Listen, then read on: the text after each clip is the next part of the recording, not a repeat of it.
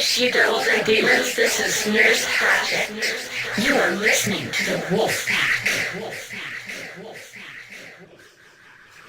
You're listening to Full Spectrum Horror with the horror symbol, Christopher Highland, and the King of Swag Punk, William Pattison.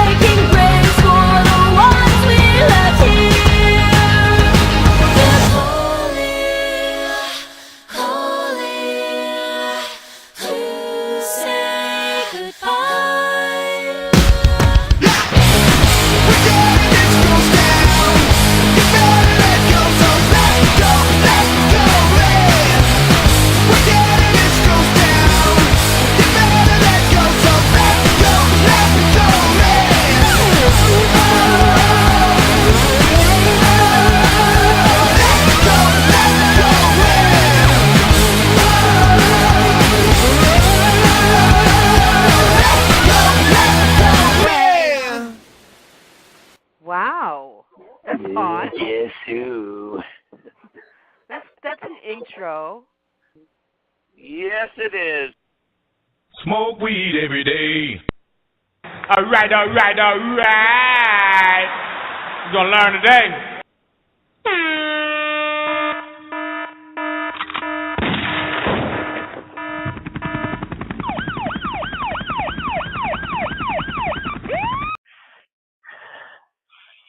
Make believe. Rated X.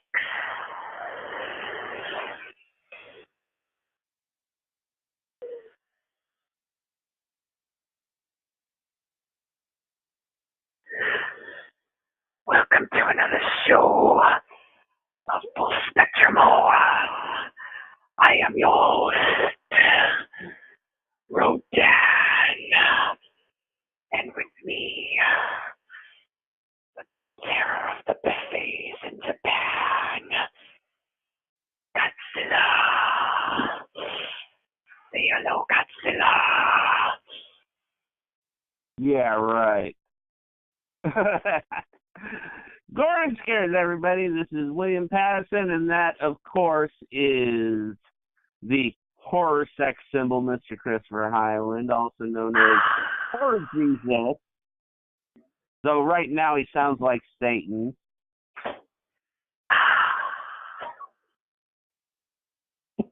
Satan taking a deep drink of something. I forgot to do that. I'm so caught up in preparing the show. Yeah, I know. I only have a little bit of a sippy myself. Alrighty, well, amazingly enough, Mr. Highland, it is weird weather here. We got nothing but wind. And from what I gather in your area, you guys have got a hurricane coming? No. Oh, you're not in Hurricaneville, not like our dear friend Mr. Derek Young, huh? Right. No, I don't have anything going on right now. Huh. Cool. Well, that's good. You know, poor old Derek, the thing is that dear old Trumpy hasn't, given it a state of emergency in Virginia. He did in North Carolina, but not Virginia. So Derek might be without a house. Ah, shit. Yeah.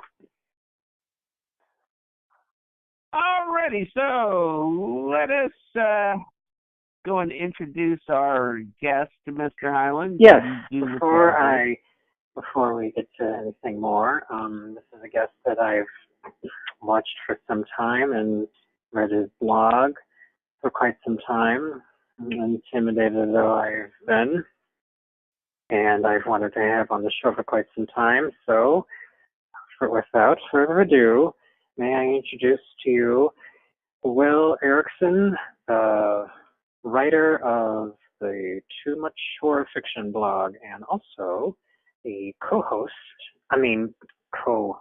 that is, of Paperbacks from Hell. Welcome to the show, Will.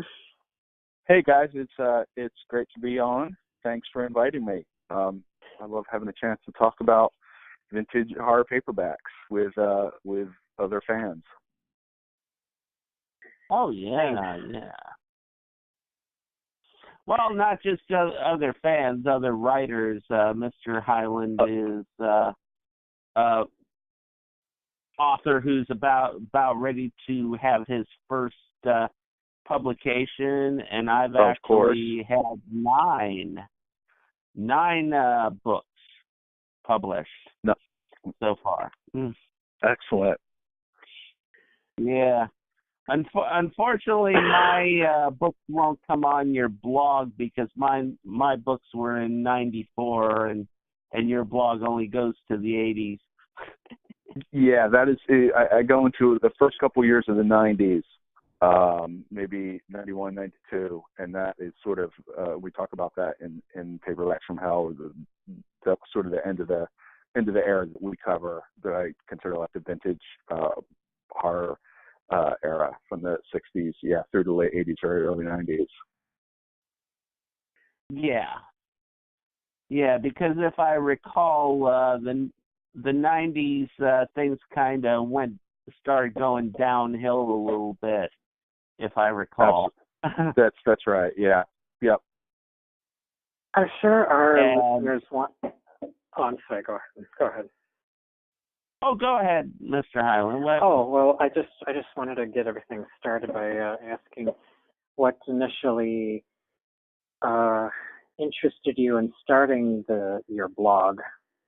Mm-hmm. Like how I started or when I started? Yes. What Yeah. inspired me? All Yeah. that. Great.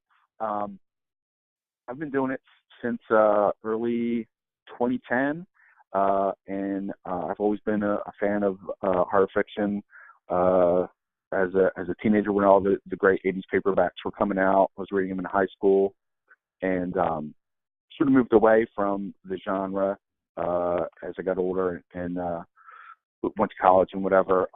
But as years wore on, I would pick up a paperback here and there. And I guess I'd read a book of Ramsey Campbell short stories in the probably 2007, and I was like, man, these are so, I forgot how good these are.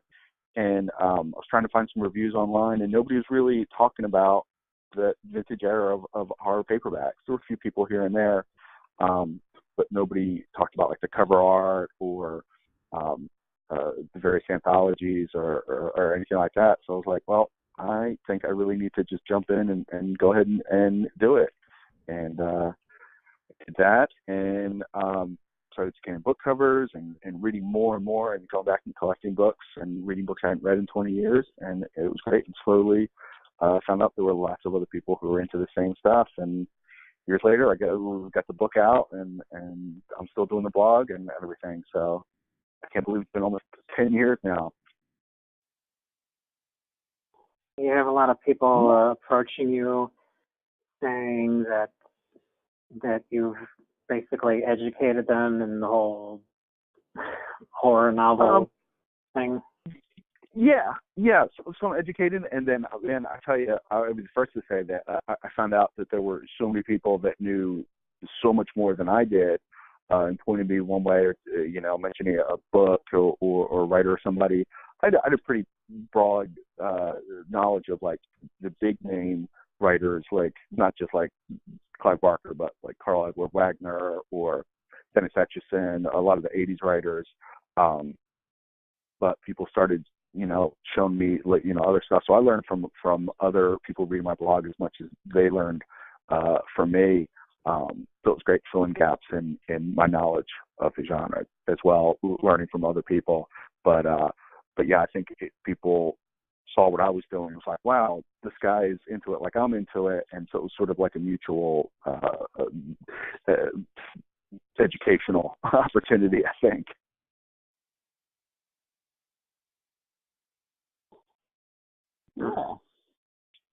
Mr. Highland got me to actually read paperbacks from Helen. Yeah, I mean, that's great.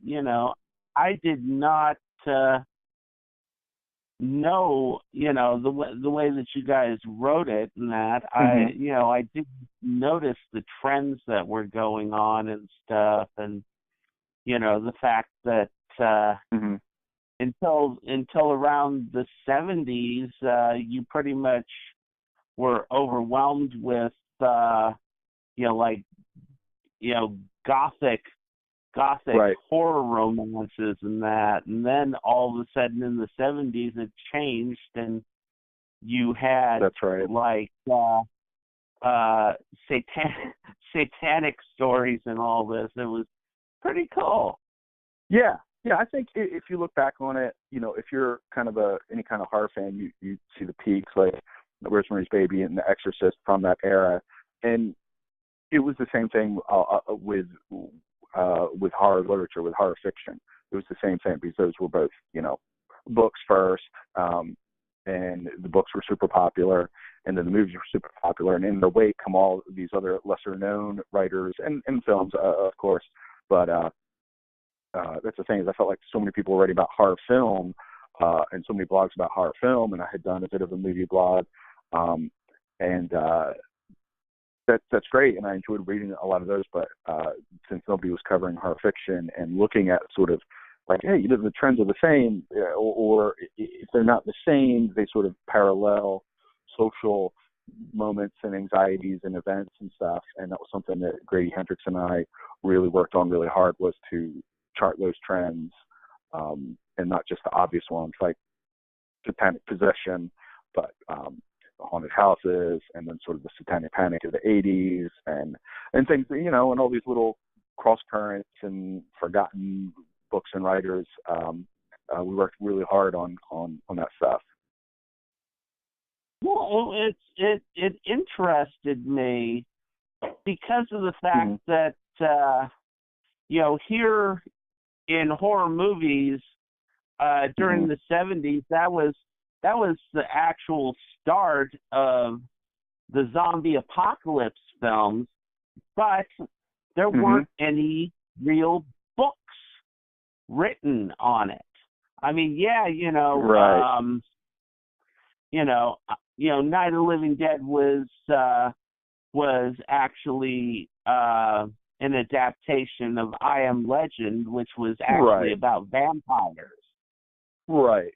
So, you didn't have any zombie books until the '90s. Pretty much, yeah. You might see the zombie here or there throughout some '80s paperbacks, but certainly not like the Romero style horde of zombies. And a lot of the fiction, when they wrote about zombies, they wrote about like, in the West Indies, the zombies that we know, like from the Bela Lugosi movie White Zombie or something, that kind of zombie. Not the cannibalistic ghoul that George Romero pretty much invented for Night of the Living Dead. That took a long time to work its way into horror fiction proper. I think really with the John Skipp and Craig Spector anthologies from the late '80s and early '90s, Book of the Dead and Still Dead, Book of the Dead 2, those were hugely influential, I think, for a lot of people probably making like the zombie movies today. In those short stories, were all inspired by the Romero universe, and I was big into those at that time. That was very much like the cutting edge of horror. I love what a lot of those stories were. So anybody today who wants to look back and see horror fiction, some zombie action, I would definitely recommend those two anthologies. Oh yeah, definitely. Yeah, and another thing that I found, which was interesting, is that the animal horror actually developed at the same time as the movie Animal Horror. It was funny as hell the way that worked out. You're right. Yes, those went really obviously in parallel. Those were, I think, those were real easy sells after obviously Jaws, but then James Herbert's The Rats. You had like movies like Day of the Grizzly and Squirm, and even Phase 4. Animal Attacks. Those was a real easy kind of thing to market. Put a good cover on it like Gila or Fangs. By both of those were by the artist Tom Hallman, who did these great paperback covers where just you can't look away when you see it on the drugstore rack. Very much parallel to the movies. Absolutely. Yeah, that reminds me of reprint that we're going to have soon called Worms. Are you aware of that one? The book Worms? Yeah. Yeah. I know the book. I know the cover, but I don't know if I have that.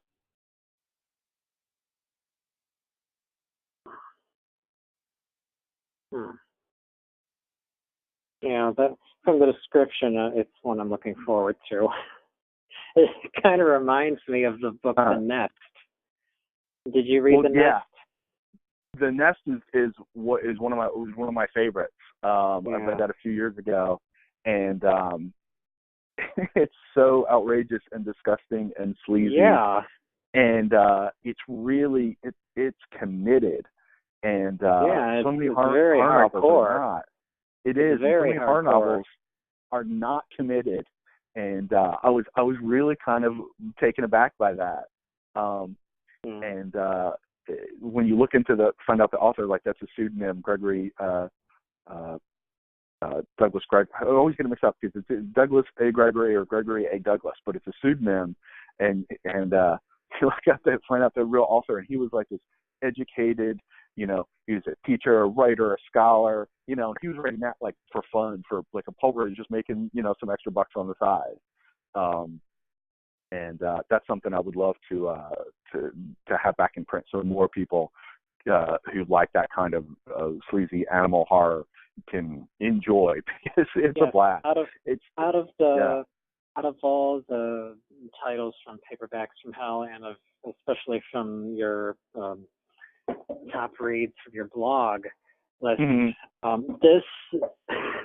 this one, not only is it hardcore, but it definitely needs to be reprinted. That and Voice of the Clown. That one, I still see. That's the thing, is some of these that Grady had read for the book, I do not. I'm in the same boat as other people who want a copy of this book, and now it's $300 or $400, and nobody can get it, or at least order it online. So that is one I've sort of avoided what he wrote about in the book, so I can read it someday, but I don't know. Well, see, the thing about that title is that it keeps fluctuating in price. Last I looked, it was $100. Okay, so it started to go down. Something like that, you're probably going to have better luck finding it like at a library sale. Yeah, that's what I did. Thrift store.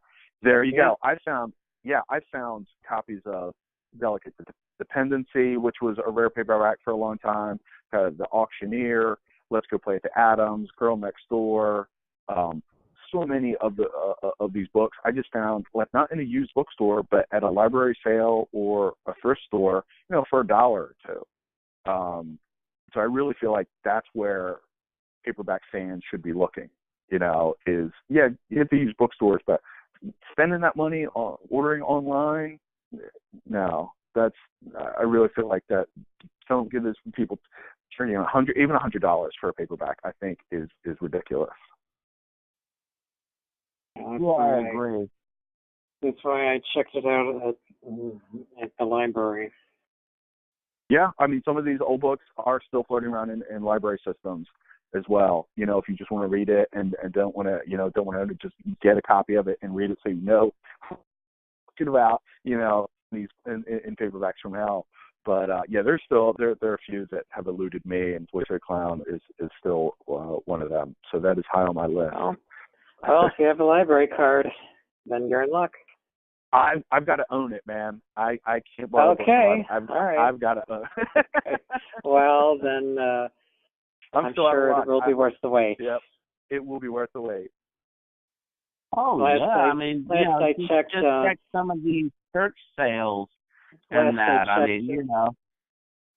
Valancourt keeps telling me that, it's all about getting the rights to the book to reprint it from the author. Yeah, it's not easy. Like, we're working on it now. I'm not sure if you guys know about where Grady and I are working with Valancourt Books to do a reprint line of the horror novels that we talk about in Paperbacks from Hell. Yeah. And one of them on the list is Nightblood, which I've recently finished reading it, which I absolutely loved. Which book? I'm sorry? Nightblood. Oh, yeah, that's right. Yeah, we were talking about that. That's another one that Grady read and wrote about in depth that I have not read. The Nest is one that we're definitely trying to get. That's something that Valancourt is looking into. Yes, horror fans will love you forever for that one if that's reprinted. They will love you so much. What's so funny is I guarantee it. The copy of The Nest that I bought at a bookstore in Salt Lake City, and this crazy old, bookstore just jammed full of junk, and I get my stack of hard paperbacks, and I go up to the front, and the owner is just this, crazy old coot, but he grabs a copy of The Nest, and he's like, "Oh, this book will scare the fucking shit out of you, man." Like, the bookstore owner knew it. Just like this random paperback. I thought it was just a random paperback that pulled out of the horror section, and he was on top of it. He was like, "Oh, yeah, this is a good one." He was right. Yeah. So I'm yeah, not so there are sure. a few that we're working on getting reprinted, and The Nest definitely is at the top of the list. Oh, that's great. I'm hesitant to see the movie if it's as gruesome. I have not seen the movie. I did read that the author was very happy with the movie. Oh, I did read that recently. okay. Yeah. Yeah, I actually did see the movie, and amazingly enough, a friend of my sister's was actually one of the ones that did the movie. No kidding. Yeah. A small world. Wow. Yeah, I still have. I need to check that out. I'm gonna make a note of the Nest movie. Oh yeah, definitely. Does anyone ever approach you and when as they read your blog and your greatest hits list and say to you, there are some writers that they just don't do it for me, and they're rather overrated? Oh yeah, well I mean I could talk about that forever, because there's the overrated and the underrated, and people disagree, and and everything, but yeah, I mean somebody like Michael McDowell, whose books are pretty much Valancourt has really, they brought I think almost all of his books back into print, and they were contacting me years ago asking like if I had extra copies and whatever. So I was really pushing him, and one of the reasons I pushed him so hard is because I kind of felt guilty. I didn't read his books back in the day, and I remember them being around. I worked in a used bookstore in the late '80s, and they just didn't do anything for me. I was reading Clive Barker and that kind of thing, and then when I started reading him for the blog, just because I was like, I wonder if these are any good. I remember seeing these around, and I was just like, wow, these are great. He can actually write, and they're fun, and they're violent, and they're interesting outside of the horror aspects. And I'll have people come on the blog and be like, I think he's overrated. He doesn't, Michael McDowell doesn't really do it for me. And I mean, but that's what's going to happen. So, some people consider Robert McCammon underrated. I think that's outrageous. I think he is like one of the biggest horror writers of the decade. His books Swan Song and Wolf's Hour, they're pretty much iconic for that era. I'm not that big a fan. Everything I've read by him has just left me kind of like, I can see why other people like him, but it doesn't do it for me. That's just always going to be a fact. But I just try to push people that are that I feel are lesser known or overlooked, or maybe people read back in the day. So yeah, that's one of the fun things about doing the blog and engaging with other fans is that sort of tension sometimes between underrated and overrated kind of thing, or somebody that's rated just correctly enough. Yeah, one of the reasons why I bring this up is because looking through your list, I decided, well, I'll try this one writer, and I read the book, and I was just completely disappointed. Yeah. And it was Ted Klein. Okay. It was his Dark Gods collection. The short novels. Okay. No, yeah, the story collection. Yeah. Yeah, I can, his novel Ceremonies, it has a big reputation. I'm not that crazy about it. I like the stories, the four novels in Dark Gods, but that's going to happen. I'm going to recommend something and somebody's going to be disappointed, or vice versa. So, that's sort of how it goes. But I just feel like he's somebody that he does have a fan base, and I just sort of try it out, see if you like it. If you don't, you move on to the next one. Yeah, I kind of found that with certain writers. There's some writers that they do really good with short stories, and there's other ones that that don't. Actually, when it comes down to it, I like Clive Barker's short stories more than I like his larger novels.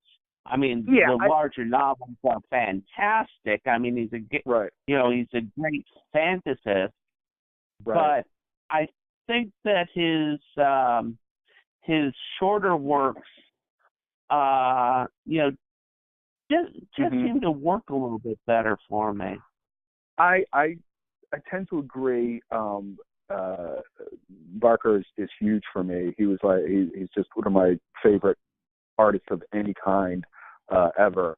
And so when people are like, I've never read Clive Barker, where should I start? I'm always like, start with the Books of Blood, and if you like what he's doing there, then move on to the novels. But I almost feel like he's somebody you could read chronologically. I was fortunate enough to read his stuff chronologically because I was reading Books of Blood as they were coming out, Damnation Game, Weird World.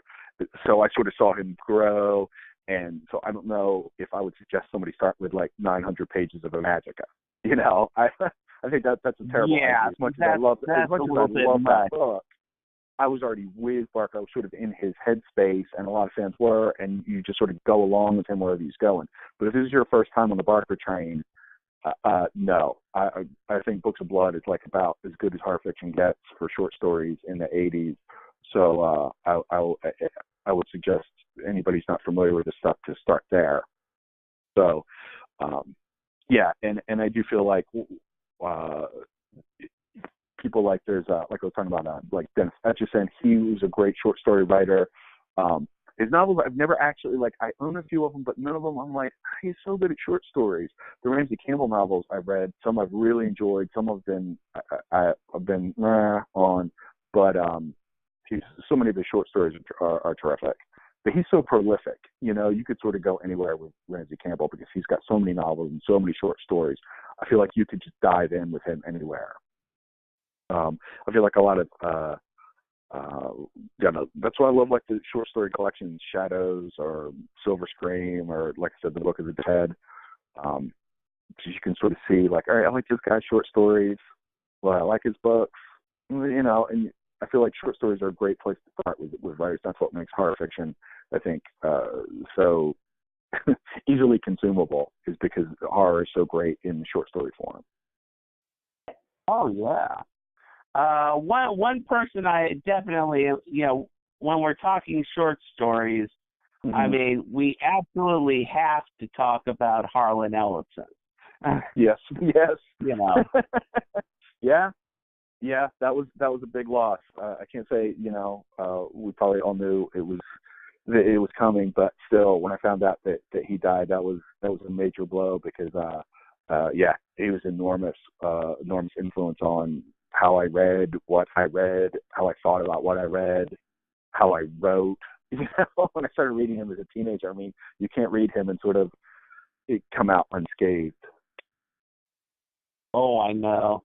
I mean, one thing I always noticed with Harlan was he always used vocabulary just incredibly. But, whereas other writers would write more simplistically, their descriptions would be a little bit simplified. He was always, this flowy, poetic, He was a smart dude. He was a voracious reader, and not just about genre stuff, but about, all kinds of things going on. So, like in his introductory essays, and he's talking at a certain level, he's talking about, some then contemporary event in the 70s, say, and he's talking about, maybe, some world figure or some event, and he's talking about this stuff at a level where if you're just coming to the party, you better step up fast, because he's not going to take time to explain, who Pol Pot is or who Genghis Khan is. He's not going to explain this stuff. You just better know who it is. And he makes a reference to it, makes a joke about it, puts it in one of the stories and does a twist on it. If you don't know who these people are, you're not going to get it, but he's not going to explain it to you. That is your responsibility as a member of society to be informed about things. That's something that Harlan Ellison, I think, really should be, I think is commendable for. It's like, hey, love, you're on your own. You want to join this party? You better be ready. And I felt that to me, that wasn't pretentious. That was just like, that was the price of admittance. Oh, pretty much. I mean, he was one of the few writers that I've ever met that you pretty much had to keep a thesaurus with you when he was talking to you. Yeah. Because he'd actually even emphasize a certain word, and you'd be sitting there going, what the hell did he just say? You had to sit there and find out what the damn word was. But you couldn't let him know. You had to. It was sort of, that's what I mean. It's like it was almost a way of respecting you. Like, he expected you to know these things, so he wasn't going to slow down for you. And for me, it didn't make me feel dumb. It made me feel excited. Like, there are things I have to learn. I have to figure out what this word means. And you're sort of like off to the side, like, I'm going to figure out what the heck he's talking about. But you don't let on. You don't know what he's talking about. You figure it out. And I feel like that's a way of, like, engaging the reader and making them smarter, making them more engaged. And I never felt like he was talking down to me or anything like that. It was like, wow, it was exciting to read him because of this knowledge that he had, and you wanted to be part of that too. You wanted to know, there's nobody else I've ever read who really kind of wrote like that. Oh yeah, and it's interesting if you saw him in a social situation with, like, say, Dr. Asimov and Ray Bradbury. Oh my God. Yeah, I can imagine. That was legendary. It was like, the thing is, the three of them were like the Three Stooges. I bet. Yeah. Harlan was Moe. Dr. Asimov was Larry, and Ray was Curly. Wow. Yeah. I'm trying to picture that. Yeah. How I know is because I actually went to a dinner when I was a teenager, and it was an event full of science fiction writers. Sure. I mean, seriously.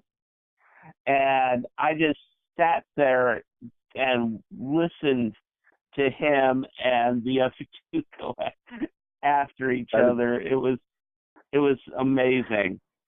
Oh man! Were they just smacking like the hell out of each other? Wow. I mean, the thing is that you knew that these guys respected each other and they loved each other.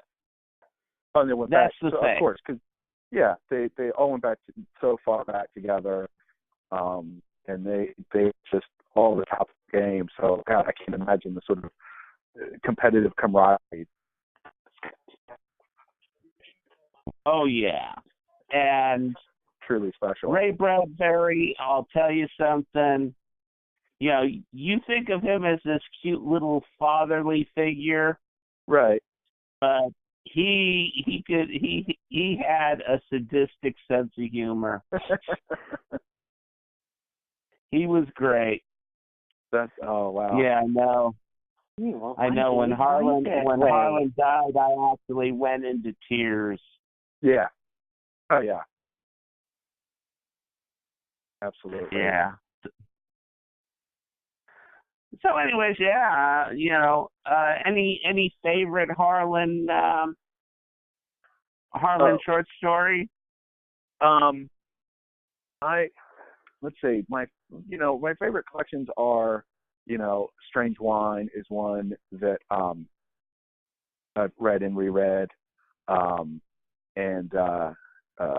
Desperate Stories, the sort of classics. I reread, I hadn't read I Have No Mouth and I'm a Scream for many years. So the weekend that he died, I spent in my library with the stacks of his books that I owned, and just plowed through. So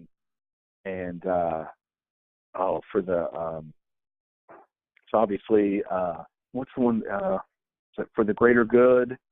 I'm thinking Approaching Oblivion. I'm thinking some of his 60s stuff. I had reread the TikTok Man, Boy and His Dog. I mean, those are all like those have this life outside of him. Like I'm reading them, and they're almost like fables, like almost like etched in stone now. It's almost like these stories are bigger than the person who wrote them, because I feel like they're so famous now. But I like, in Angry Candy, the one about Pink's Hot Dogs in L.A., and he goes Prince Mishkin and Hold the Relish, I think it is, and he's talking to the grill guy, and then some street person comes in, and it's just this hangout. You get a real vibe for the place and temperatures.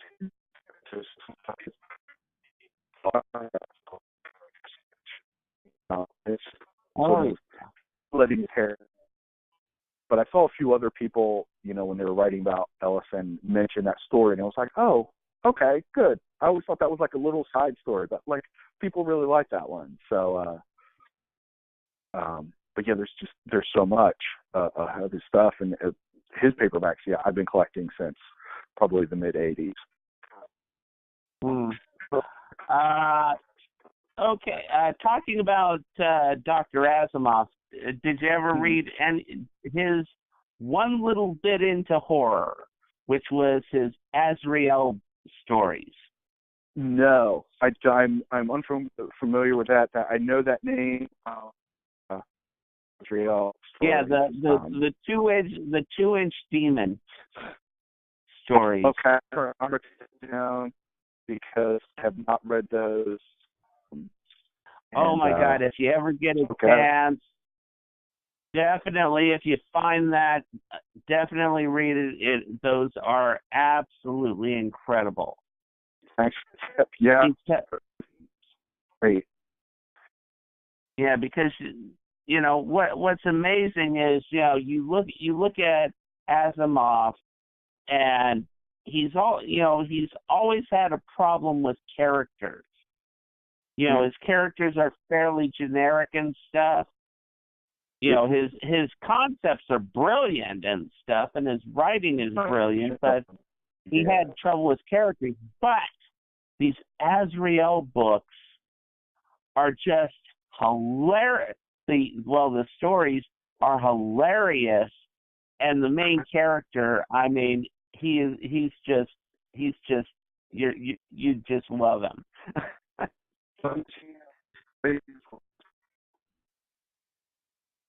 Yeah. So, anyways, actually, one thing I'd like to bring up at this point is how about we talk about book covers? Because one thing I found that was very interesting from looking at paperbacks from hell was how many covers there were that came out that were skulls. Oh yeah, well,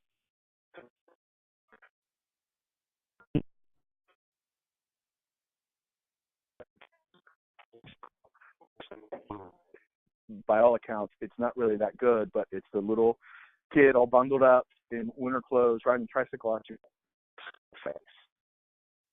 The black background, and I just found that so menacing when I was a kid and saw that like at the drugstore. And then after that, and that wasn't even a Zebra paperback. Zebra was the one that really went and ran with that. William Thiessen did a lot of those. Robert Newton was another artist. The skeletons. I mean, I think that was one of the first things when I wrote about cover art on my blog was talking about skulls. You had to have, like, that just meant horror. There was no doubt. Not even really mystery or crime, which you might have seen skulls like on the Agatha Christie paperback. But by the 80s, it was really, horror had.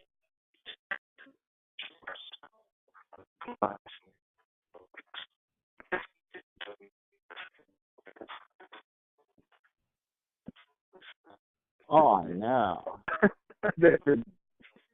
Body riding a tricycle, carrying a baby, you're driving a car in the cover of Richard Lehman's Resurrection Dreams. It's just hilarious. So yeah, definitely Dave and I talked about that. Like, we got to have like a whole spread of the skeleton books, and even that's just a fraction of what's out there. But yeah, you had to do that if you were putting out paperback horror novel. If you were a publisher, you had to do that. Yeah, why I asked, why I'm talking about that is because I do my own covers for my book. So I'm pretty much a cover artist. So I love looking at cover art, and I was actually amazed when you guys put up the original cover for Jaws, and it was it was definitely a shark, but it didn't have any teeth. It's got like a lamprey mouth. I've talked about this for years, and again, when I was a kid, I remember seeing, you saw that paperback with the movie poster image, everywhere in the 70s, and that was the first time that a paperback cover had been used. The Universal commissioned that paperback cover art by Roger Castell to become the movie poster. So later it was always the other way around. The movie poster becomes the cover of the book. But with Jaws, I think the first and only cover made it in the poster. Your religious icon practically now. But the original hardcover is just, I remember the first time I saw it as a kid, I was like, what? It's so underwhelming. And the guy who did that hardcover was a guy named Paul Bacon. He did The Other. He did Philip Roth. He was a major book designer. But what's funny is there's an interview with a Jaws painter, the actual poster, Roger Castell, and he actually had to go to the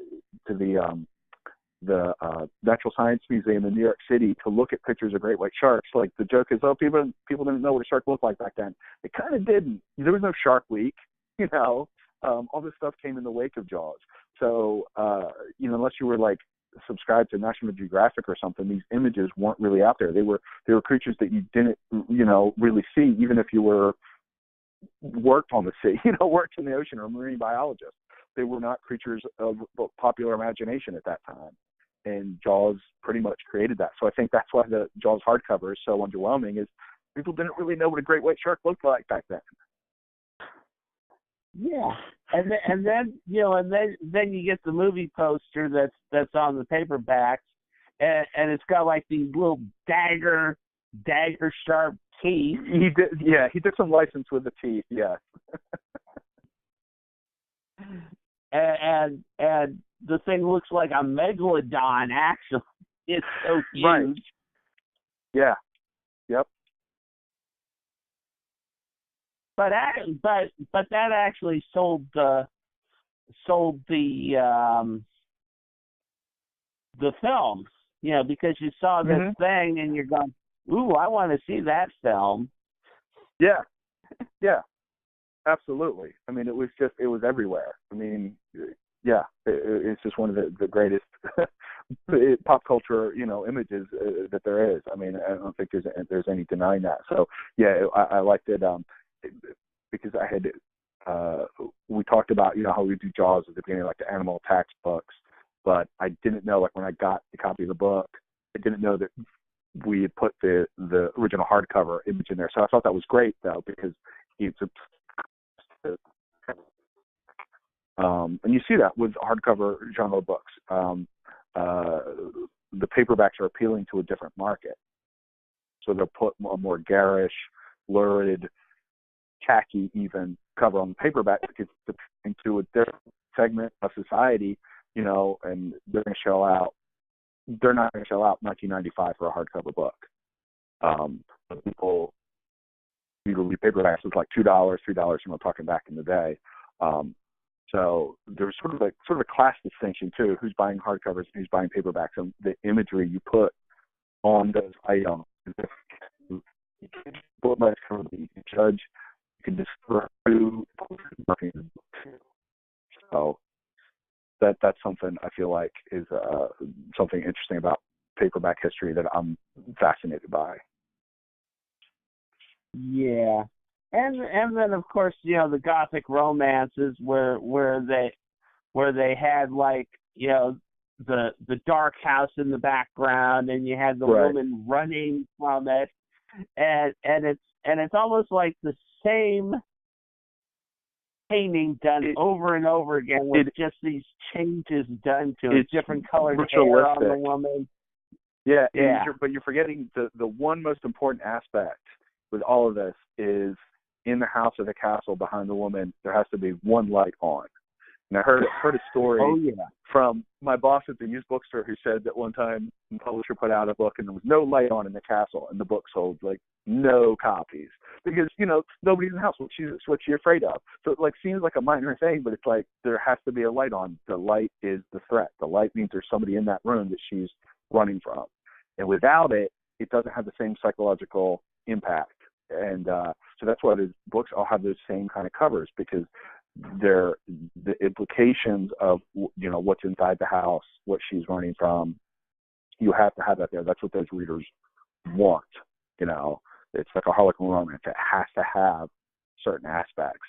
And so I guess if you're seeing those paperbacks all the time, they just look like junk. But now it's just like there's some great artistry with those Gothic romance covers. Oh yeah, they were brilliantly done. I mean, and then of course, you have like Robert Bloch's Psycho, which has had lots of different covers over the years. Psycho Speed. Yeah, where you have the house and you have mom in the window.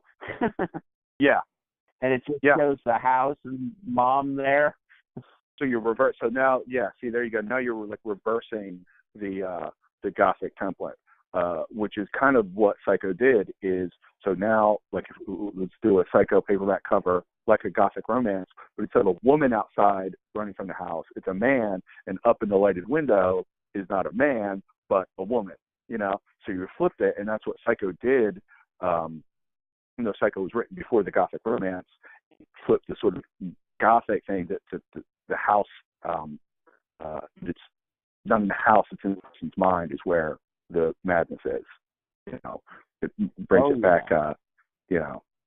So Psycho's had lots of different covers over the years. Some that evoke the movie, some that sort of evoke more of the slasher stuff. And the interesting thing about Psycho is the shower sequence was pretty much wholly created by the screenwriter and Hitchcock, and is not really in the book to the extent it is in the film.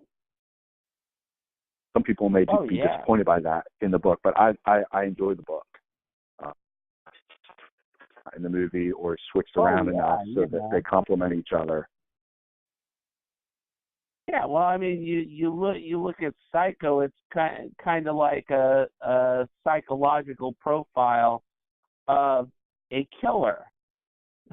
Right. And Norman, I've always felt that Norman was, Norman's story is more of a tragedy than, him being a villain. I've always felt sorry for him. I think that is definitely Bloch's intent. And Hitchcock famously did that bit where Norman's dumping the car into the swamp that has Marion Crane's body, and then suddenly the car stops sinking, and he's anxious about it, and that's when he gets the part to have sympathy with Norman Bates. He's not going to dispose of the body in the car, and now suddenly you're on his side, and it's brilliant. That's brilliant. Oh yeah. Is Robert Bloch one of the writers that you wish horror readers would know more about with his work? I think he's got lots of novels and lots of short stories. A lot of his short stories, definitely in the pulp vein, and he has some short stories in 80s anthologies, and they're always sort of some kind of pun or joke twist. They're very blackly humored, and almost like dad jokes or old man jokes. But I think his stuff's a lot of fun. I've got a few of his novels that I haven't read because he's written a lot. Yeah, I think that definitely. Apparently, I have not read his autobiography, Once Around the Block, but I hear it's a great account of like the publishing industry and being just a working writer in the 50s and 60s and 70s. So I feel like that's been on my to read list for a long time. Oh yeah. I can just imagine, because I mean Harlan talked a lot about how it was to be a writer. I mean, you get like what is it, about 2 cents a page when right, he was writing. Yeah. Yep.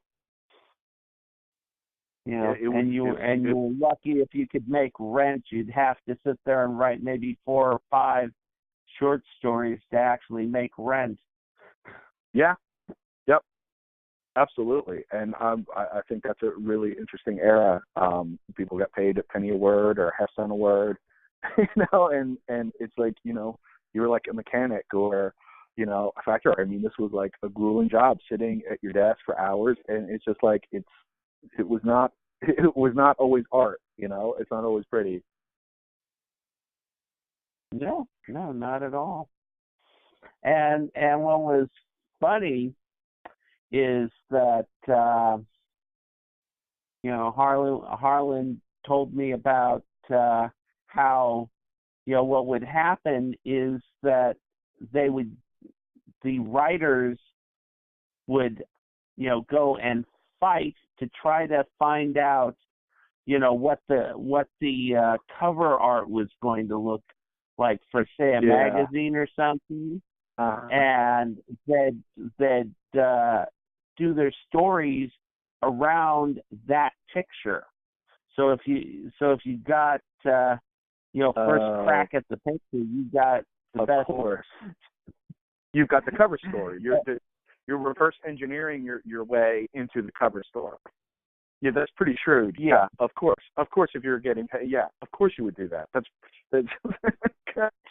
genius. Any angle to come out on top. Absolutely. I mean, some of my favorite short stories are like about writers. Carl Edward Wagner had a few short stories that were about like kind of like what he did, where he had sort of his Conan the Barbarian character, and he just writes about the daily realities. David J. Scal, Seeing Red, has a few short stories of writers, men's adventure, which is the kind of stuff he did when he wasn't writing horror. Stephen King, It. Bill Denbrough is a writer. He's had lots of stories and books about writers, and I always like that sort of pulling the curtain back and showing the mechanics of being a writer. Is and Ellison always did that in his introductory essays and stuff, like it's like being a writer. You're sitting on your butt in a room, and you got life going on around you, but sometimes you got to stop and you're like, I've got to write. I love when they can mix it in with the horror genre elements. That's a favorite sort of genre of horror of mine, is the writer horror. Yeah, I do recall this one. God, I can't remember the writer's name, but he was working for this publishing company that was doing porn, and they decided that they wanted to start writing horror, so they made him write a horror novel. And the thing is that he wrote this fantastic horror novel, and they said for him to put more sex into it. And then he ended up writing a series, and after the first one, there was no more sex in the thing, but it was a high seller. I love that. Brian Melton who wrote the Satan's Mistress, Satan's Child series from Carlisle Books, for Carlisle Books in the 70s. Grady talks about this in Paperbacks from Hell. And yeah, it was a porn publisher, and they wanted to get into the, satanic occult coattails. And yeah, so that's Brian McNaughton is you're thinking of. And I read one of the books in the series, and he is a really good writer. And yeah, it had like some sex mixed in, and then some like Lovecraft stuff, but it was this weird, like awkwardly fitting of the two. But that's the only one. There are, I think, 2 or 3 other ones in that series that I have yet to track down. Read he had a short story in a Lovecraft collection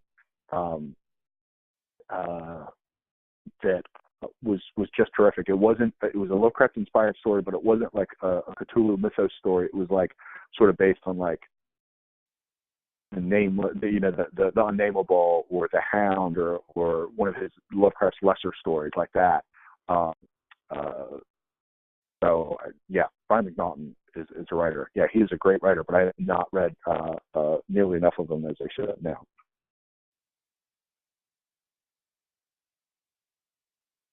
All righty. Anything you got to add there, Mr. Highland? You've been fairly silent. I'm trying to think. Are there writers that you wanted to discuss on your blog that you haven't yet? Because I've suggested Brian Lumley in the past. Yes, that's right. You did. And I have a couple of the books he had wrote in the 70s before he started doing the Necroscope series. I haven't read them. I've read scattered short stories, the Lovecraftian short stories he did for the Derleth anthologies in that era. But yeah, he is a writer I have not really covered a whole lot.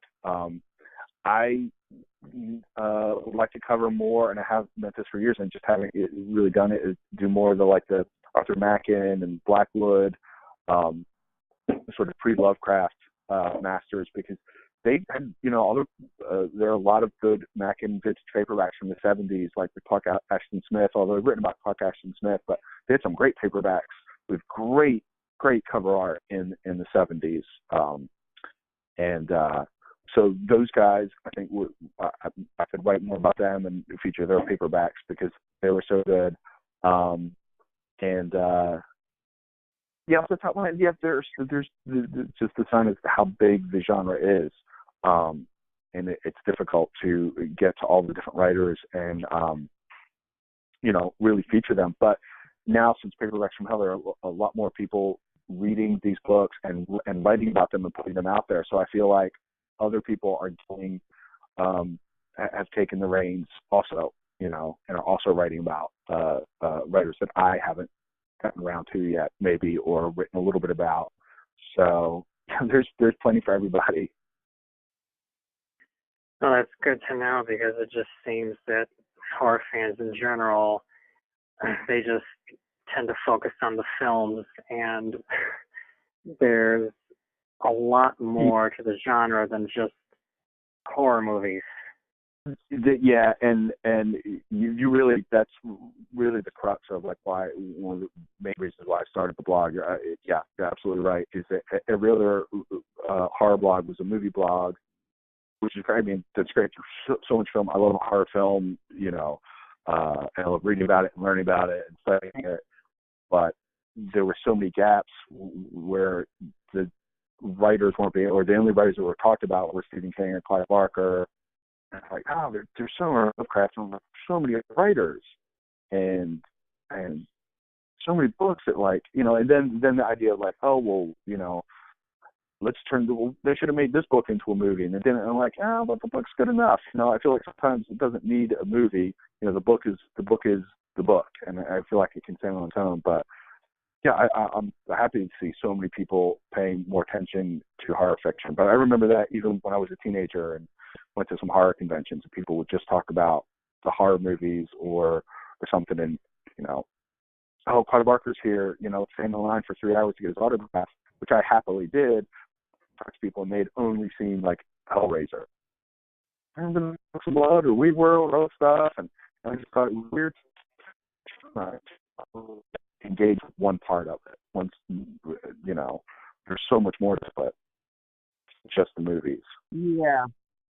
Yeah, I'm I surprised. kind of noticed that horror conventions, they don't really even appreciate horror writers. I mean, they treat us like just a member of the vendor's room. So I'm surprised none of these horror writers at conventions don't have a sign that says, "If you haven't read any of my work, fuck off." Right. Yeah. There you go. I mean, that's the perfect Harlan Ellison response. And he's very familiar with the idea of the writer being, shoved to the bottom of the totem pole. And he was always for, protecting the writer, making sure the writer got paid, don't give away your ideas for free. Because he understood the writer, for some reason, they get pushed off to the side, exactly, to the vendor's room, right, exactly. Yeah, and yeah, I've kind of dealt with a few horror convention organizers in my time, and and the same with horror awards is that they, most horror awards, unless of course it's the Bram Stoker Awards, which is done by the Horror Writers Association. Yeah, which reminds me of my joke I said to you regarding if you got any groupies or not. But let's face it, writers don't really have groupies, do they? I don't know if that's what you call them, but Grady and I went to the StokerCon earlier this year since Paperback from Hell was nominated, and it was the first one I'd ever been to. And I've been reading about StokerCon for years, and it was amazing because it was the first horror convention. It wasn't, there were fans there, but it was mostly other writers and filmmakers and editors and publishers who were there. So it wasn't just, fans trying to find out, about the new horror remake, sequel, or whatever. It was people who were engaged in the genre in a really meaningful and encouraging way. Like, everybody was so enthusiastic about, like, our book, and there were so many other other writers there who have good stuff, and everybody's so supportive of each other. That was the environment I found really healthy and exciting, I think. Yeah. So, and not to be like part of that. Not like a regular dumb convention where everyone's there just to, I don't know, hang out. Like to go buy their dollies and stuff. Yeah. Everyone's pushing merchandise. Right. I was going to say earlier, it reminds me of what Truman Capote said about actors, where he said, "Oh, actors are stupid," regarding the whole adoration of actors at these conventions. Yeah. Yeah. So, anyway. Anything more there, Mr. Highland? Oh, one book I wanted to bring up, which isn't on your list, is by Skip Inspector, The Cleanup. It's funny you mentioned. I'm sorry, go ahead. Well, I was going to say it's funny you mentioned that. Have you read that? Is that one you like? Yes, I have. Okay. To me, it's their best work. That I'm glad you said that. That is the one Skip Inspector book. I think it's the only one. It's one I've never read. I don't own it. I just ordered a copy when I get home from vacation. It should be in my mailbox. But I was I met John Skip at the Seattle HorrorCon a few months back, and we've been in touch on Facebook a little bit. We actually got to meet and chat and hang out a little bit, and but we were talking about the cleanup, and I was like, that is, he was talking about how it's relevant to today, and I was like, dude, that is like the one of your books I've ever read. it's just kind of funny thing. So like, I've got to get on top of this. So that is coming real soon. That read, that first time read for me is coming real soon. Well, with all the stuff you've read of theirs, I'm sure this one you'll probably feel the same way after you read it. I'm really looking forward to it. I like a lot of their stuff. I have not liked all of their stuff, but that's, I feel like that's a good engagement. I don't have to, to be a fan of somebody, I don't have to love every book they've written or every movie they put out or every album they've released. I'm still a fan of various artists, regardless of how I feel about certain individual, works. So I'm really looking forward to the cleanup because, it seems like if it's relevant to today or anything like that, I'm eager to write about it. Yeah, it's one of the best, to me, one of the best horror novels of the 80s, and for Awesome. for that book to be ignored by people, it's a crime. It seemed like one of the lesser ones. I remember when it was out, it was one for, I don't know what it was. It was just not one that leaped out at me to read. I read The Scream and Light at the End, The Bridge, and read all those, a time or two back in the day, and the short stories and whatever. But for some reason, that one, I would see it and I'd just be like, whatever, not grabbing me. So, yeah, if there's a chance to read that book and to start talking about it and putting it out there and getting other fans to read it, that's why I do my blog. If that is really try to, dig up the forgotten titles and put them back out there. Yeah. Yeah. Well, all we can do is just keep on keeping up the good fight, because and bearing the brunt of dumb actor adoration. Right. All right then. I think that let's just have any more questions, and I think we covered some good ground. Yeah, cool. Yeah, I think so as well. Yeah, I really appreciate you guys inviting me on. Oh, you're welcome. Cool, it's been great. So, already missing up. Oh, go ahead. What was the book that you had written that came out in the 90s? You were saying that came out in '94. It was my series that I wrote. It was the Camp Crystal Lake novels. I wrote them under my pen name Eric Morse. Oh, no kidding. Okay. No kidding. I had no idea. Yeah, I know those books, but that's crazy. Okay. Put those down. Were those was that more like young adult horror? The thing is that Berkeley Books made them young adult horror. What they did is they told me I was writing Friday the 13th novels, and then when I started writing them, they started editing and saying, oh no, these are not going to be in the horror section. They're going to be in the young adult section. And they told you after you wrote them. What the hell? Wow. Yeah. That is after I wrote them, and when they had Frau Brooker sitting there, the editor sitting there telling me, no, you can't have any blood. No, you have to cut down this killing scene and stuff. They're mad at you, but they didn't tell you what they wanted. Oh my God, that is crazy. I'm gonna look those up. I feel like that's the next big thing. Is the young adult, the reappreciation of young adult horror from the 80s and 90s, which is something Grady has dipped into a little bit.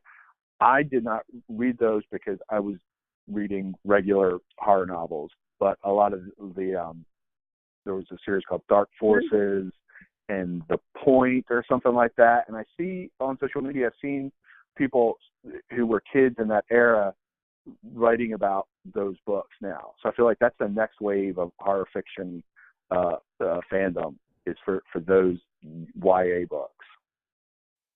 Oh yeah, I mean, I'm getting a lot of fan letters from people, and people saying, "Oh yeah, the thing was that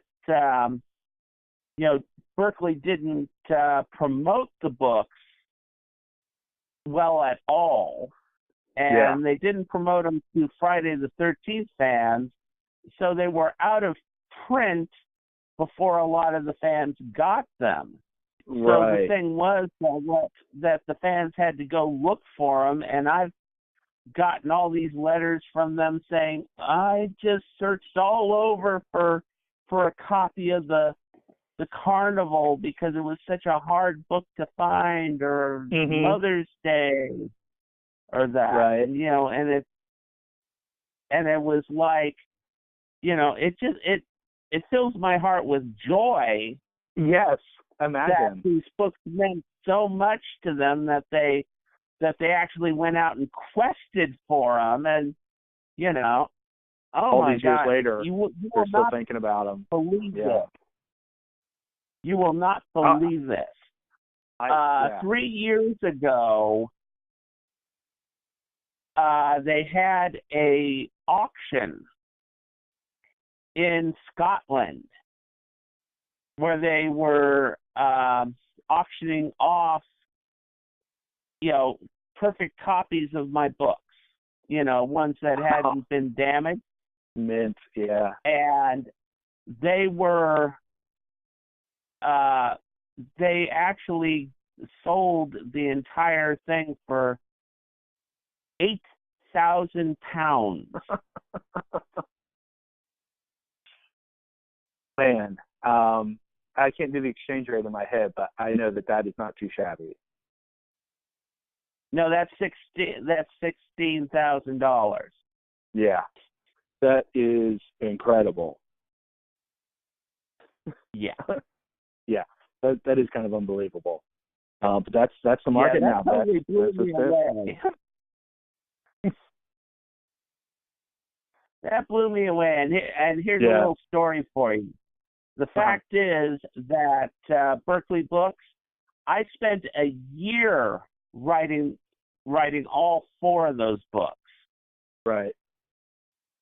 Yeah, they pushed me into doing it all of them in a year. Just in 1 year. And my, I was young, so I didn't read my contract very well. Mm-hmm. Right. And they said that they had to get up to this certain level before they would pay me the rest of my money that I was supposed to get. Oh, yeah. So they only gave me an initial amount of $1,500. Oh. Yeah. And my books didn't get up to the level that they wanted, so they screwed me out of the rest of my pay. So I got $1,500 for a year's worth of work. Yeah. Yeah. And, that is terrible. And then they said, "Oh no, we canceled the rest of the series." Yeah. Well, that's something, Grady talks a little bit about that in the book, of sort of unscrupulous publishers. So I've heard those kinds of stories. Absolutely.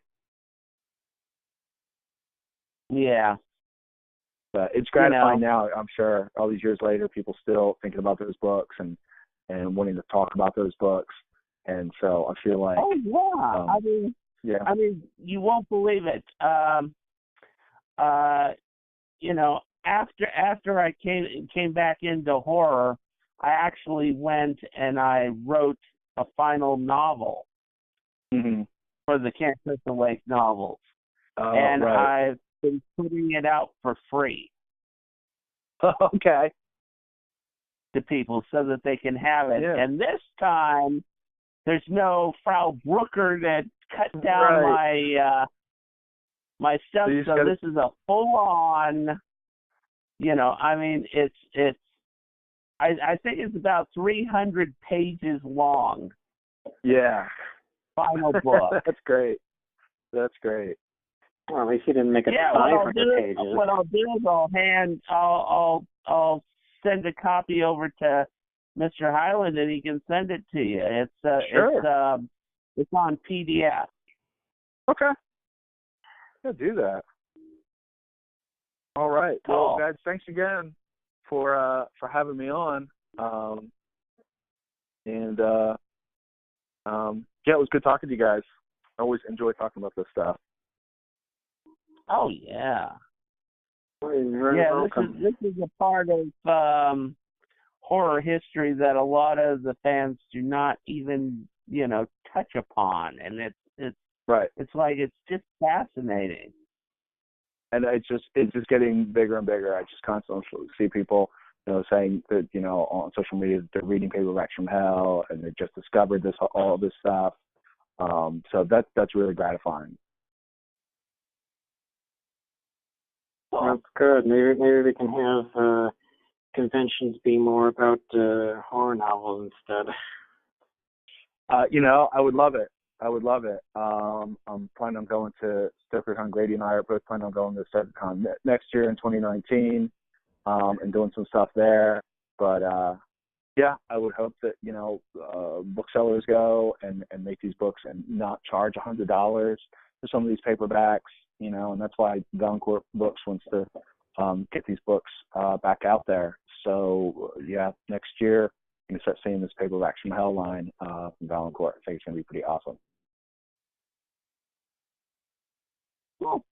Why don't you give the fans a little information on where they can find your blog and that? Oh, okay. Yeah, my blog is called Too Much Horror Fiction. It's a blog spot. You can just Google me, Will Errickson. I'm on Twitter at Too Much Horror. I'm on Instagram, Will Errickson. Just look up Paperbacks from Hell. Grady is on Twitter. You can follow him. Paperbacks from Hell is on Instagram. So we're really kind of all over the place on social media. Both of us talking about the books, doing the cover art, whatever. But yeah, the original blog is Too Much Horror Fiction, and I just read 3 books on my vacation in the last 3 days. So I've still got reviews to come. Cool. All right, guys. Thanks so much. Oh, you're welcome. Thank you. All right, I'll let you guys go. Take care now. Okay. All righty. Thanks again. All right. All righty, Mr. Highland. Yeah. It is time for our music break. Yes. And then we'll get into the other fun stuff. Okay. Yes, and Alrighty, remember, listeners, this is music I'd chosen myself. Yes, indeed. So, yeah, if we get in trouble, it's your fault, Mr. Highland. Oh, come on. How could... I know. Just joking. Alrighty.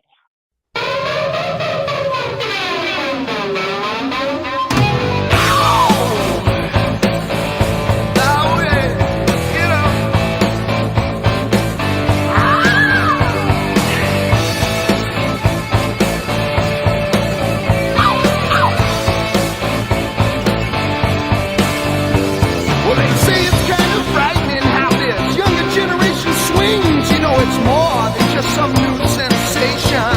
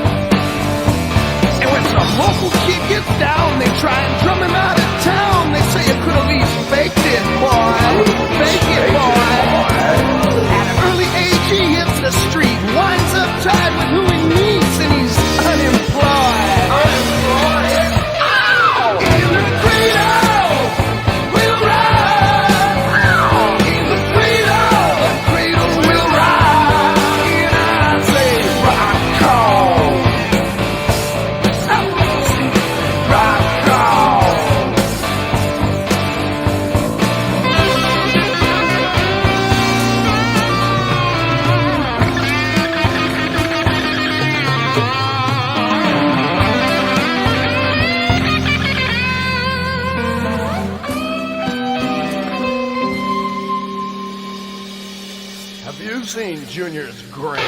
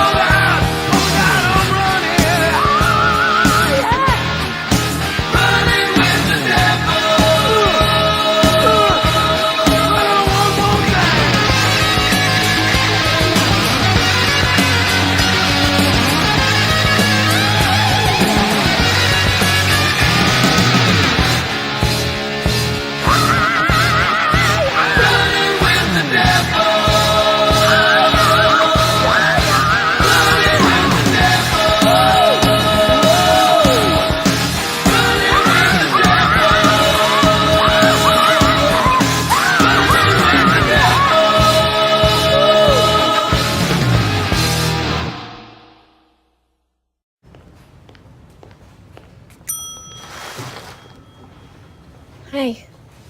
Hi. My doctor called in a prescription. Yes. You're not Greg. I'm sort of Greg. We're both over 50 years old. We both used to own a Pontiac Aztec. We both have a lot of experience with drugs. Sorry, pharmaceuticals. So, say my name. Sort of Greg. That's right. That's not my prescription. It's sort of your prescription. Mm-mm. Yes, it is. No. Take it. No. Take it. No. Take it. No. Take it. You'll thank me later. Sorta You isn't you. Esurance helps make sure you only pay for what's right for you, not someone sorta like you. Esurance, backed by Allstate. Hello, my she-devils and demons. This is Nurse Hatchet, she-wolf of the Wolf Pack. Alrighty, Mr. Highland, are you there? Yeah. Did you run over here? No. Yeah, I had to get my sippy water. Definitely.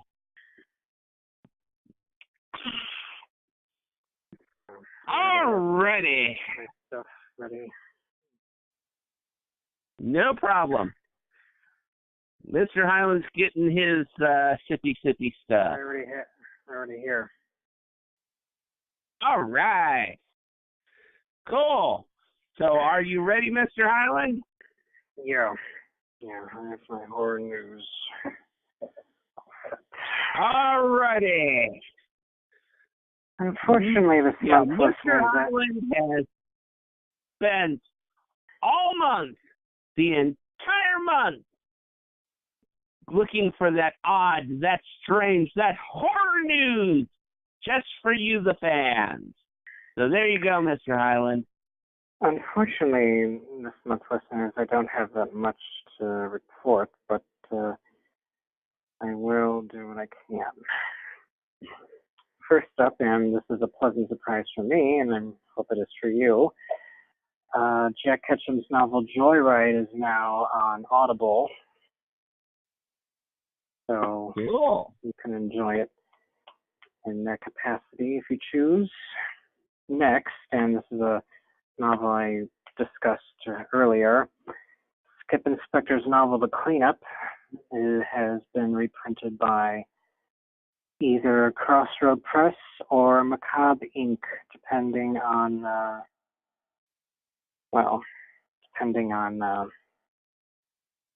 whatever the fine print says.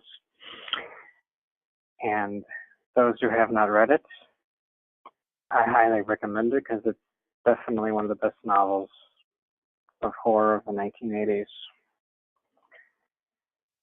It has gone largely unsung. And this is paperback. And last, but certainly not least, an obscure movie called The Ghost of Thierry Cobray will be on DVD and Blu-ray, and that'll be on October 30th. And that's the end of my news, but I did want to briefly mention NPR's list of horror novels. I'm not sure if you're aware of this. Are you, Eric? Oh, yeah. You are? Okay. Yeah, but go for it. Definitely. The fans need to know. Well, this is a recent list of top either 50 or 100 horror novels, and I looked at it. Some are worthy, a lot of them are not. A lot of them are just recent horror novels, and they don't have titles such as The Cleanup or any of the Necroscope novels or Voice of the Clown or The Nest. And I gotta say, I am very disappointed in whoever voted for for the bulk of this list. Hmm. And this is something that I've said time and time again, horror fans need to do their homework. I mean, this isn't just,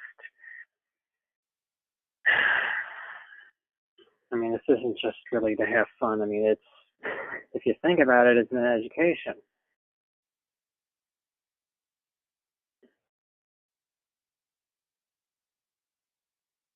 Yeah, you just said the word that a lot of horror fans don't want to hear is education. We're not educated there, Chase.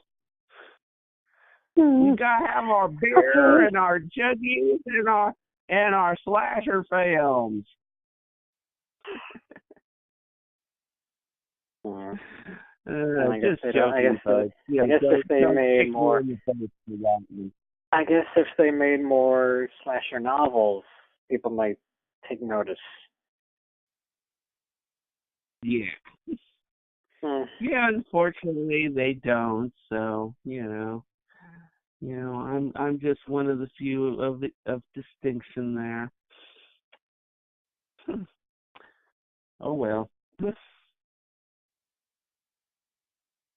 Oh well, Mr. Highland, you're a writer. You could start writing a bunch of slasher novels. I already did one, and it was, Yeah, it was hard. Hardly anybody cared. Hardly anybody cared. So. Yeah, well, that's the usual. You have to really, dig in there to get them to care. Okay, that's all I have. How about you? All right. Well, I got something that you're going to absolutely love, Mr. Highland. What? Well, I know that several months ago you mentioned about the fact that Archie Comics was coming out with horror comics based on their characters. Yeah. Yeah, well, they've got a new series that I know you're going to particularly love. It's called Jughead the Hunger. They made Jughead into a werewolf, Mr. Highland. They've already got 8 issues into it. Now, here's the synopsis for it. Riverdale has been the focus of the war between the werewolf Joneses and the werewolf hunter Coopers for centuries. Join us for this special issue as we examine how the conflict has affected not only these warring families, but the very town of Riverdale itself. Ooh. Yeah, that came out on 8/22, and it's $3.99 US through Archie Comics. So I know Mr. Highland's going to just jump out there, go to his nearest comic book place, and buy all 8 issues because he wants to have a little Jughead, right?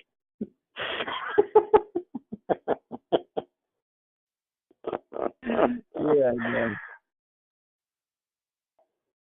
All right, and next little thing is there's a Blumhouse double feature announced for Universal's Halloween Horror Nights, and these are going to be great. First up in the Orlando Park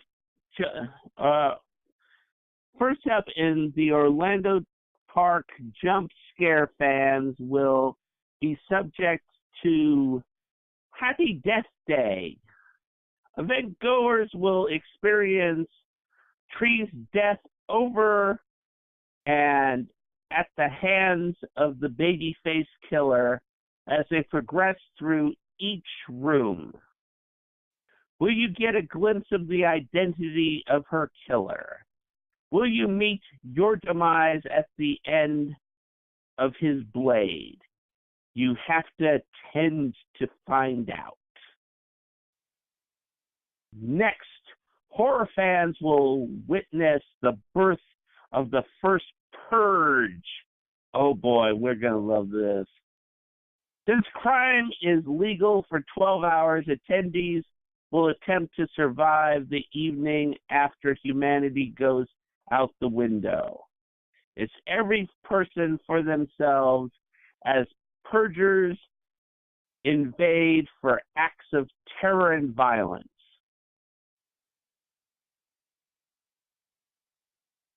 According to the Orlando UHHN website, this haunted house, there is no escape. So anyway, that's going to be at Universal Horror Nights. So, just be ready for that. Now, a little bit of information on a series that I have just been going nuts over the last couple months, and that is American Horror Story, which starts, I think it's next week that it starts. But anyways, FX has released the title and information for the first 2 episodes of American Horror Story Apocalypse, which reveals 2 interesting tidbits. First being that the show is seemingly kicking off with the apocalypse and picking up immediately after. The title of the premiere episode is The End, with the following week titled The Morning After. And the thing is that I've looked into this, and it sounds like it's going to be absolutely great. They're actually bringing in characters from the first American Horror Story, which was Murder House, and then they're bringing in the witches from American Horror Story Coven, and they're intertwining this with this storyline about this sanctuary where it's like this big old cult, and survivors have to obey and stuff, or they get tortured. It's going to be kind of like Hellraiser in the apocalypse. And actress Sarah Paulson, she plays multiple parts this season. A lot of her classic characters from American Horror Story are coming back. So this one looks interesting. I mean, I wasn't too sure about Cult until I actually watched it, and when I watched Cult, that was just amazing what they did with that season. So definitely, Mr. Highland, you gotta start grabbing up American Horror Story and start watching it, because that is just an incredibly written series. Just incredible, and the acting, the performances, everything is just outstanding. It took me 7 years to actually actually, get the nerve to actually watch this series, and I ended up watching it in like 2 months. So that tells you something. I went crazy on it. All right, let's see. Oh, next one, James Gunn may not be returning to direct Guardians of the Galaxy Volume 3, but it doesn't look like his career otherwise is going to skip a beat. It has been revealed that the filmmaker has a new horror movie scheduled to be released by Sony Pictures' Screen Gems division. Luckily, we're not going to have to wait too long to see it, as the movie is slated for release this November. But we don't even know what the title is for this movie or what it is about, which sucks. And my final bit, and this is the one I know Mr. Highland is going to go absolutely crazy about. Tom Holland's classic horror film, Fright Night, is about to come face-to-face with fans, and Tom could not be happier. This is something Mr. Holland has always wanted to see happen, for real. The Rage of the Stage players in Pittsburgh, long-time-running Dark Fringe Theater Company, have announced today, with the permission of Tom Holland, they will present a serial, one-of-a-kind horror stage production, which will rock your Halloween season. Hold on. Fright Night. Join us at the historic piece of theater and a Halloween event not to be missed. The world's premiere stage adaptation of Tom Holland's classic vampire film of 1985, Fright Night, lovingly adapted and directed for stage by Pittsburgh playwright James Michael Schoberg and produced by the Rage of the Stage players. Fright Night is a faithful version of the beloved cult film, but just like every Rage production, it contains new twists and turns in the spirit of the original that will make it just as new to diehard fans as Fright Night virgins.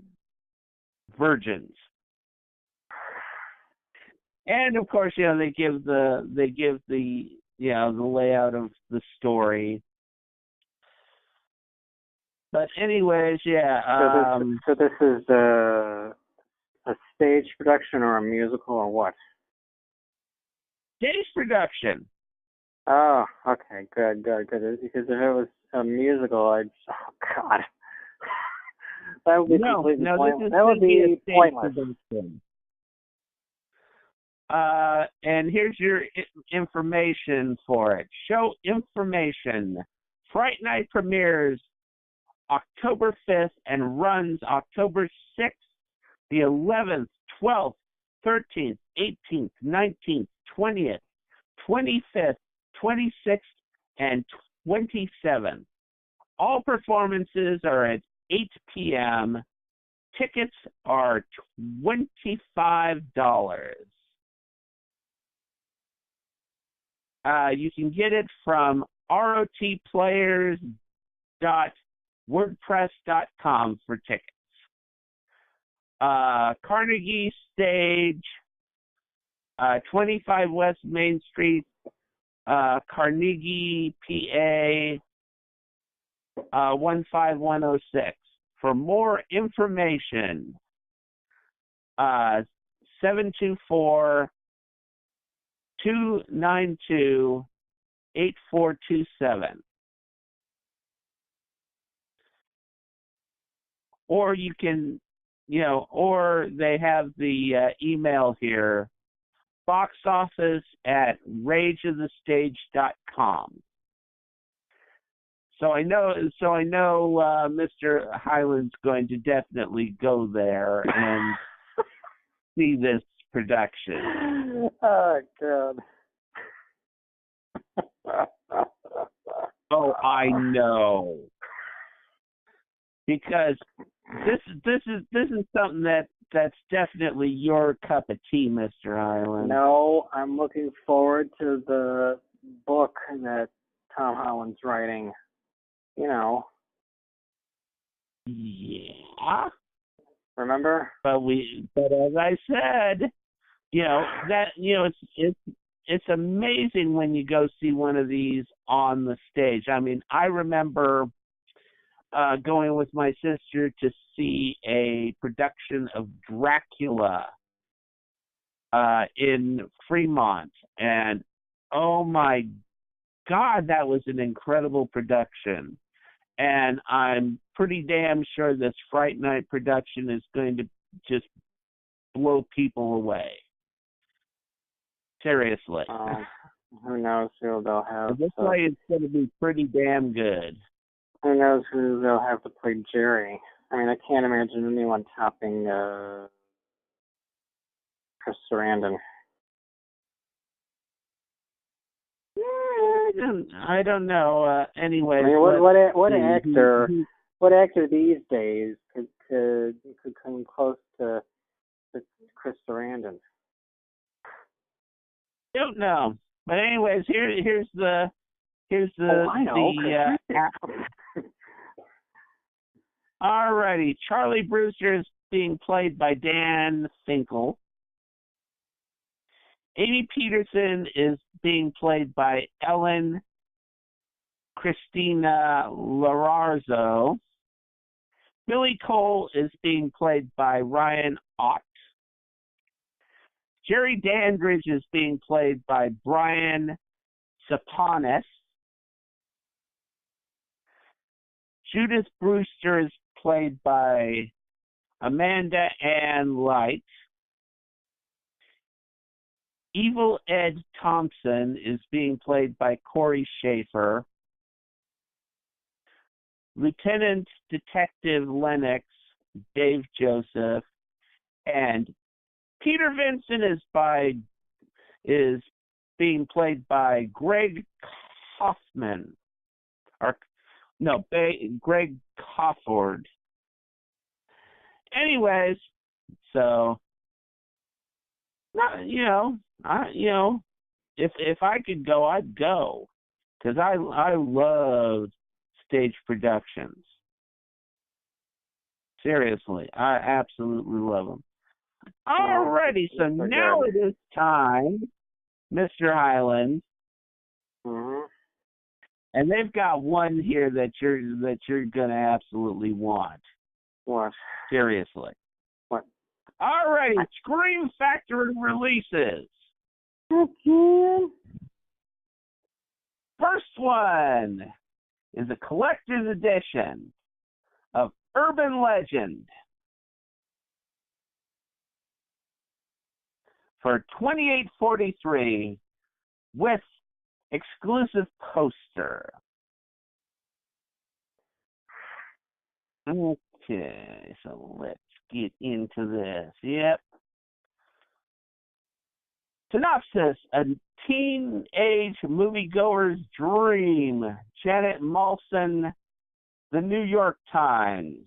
When New England college student Natalie Alicia Witt from TV's The Exorcist finds herself at the center of a series of sadistic murders seemingly inspired by urban legends, she resolves to find the truth about her school's own legend. A 23-year-old story of a student massacred at the hands of an abnormal psych professor. As the fraternities prepare to celebrate the macabre anniversary, Natalie discovers that she is the focus of the crazed killer's intentions in the ultimate urban legend, the unfolding story of her own horrific murder. Alrighty, next film. Urban Legends: The Final Cut. This is not a collector's edition, but it's for $23.99.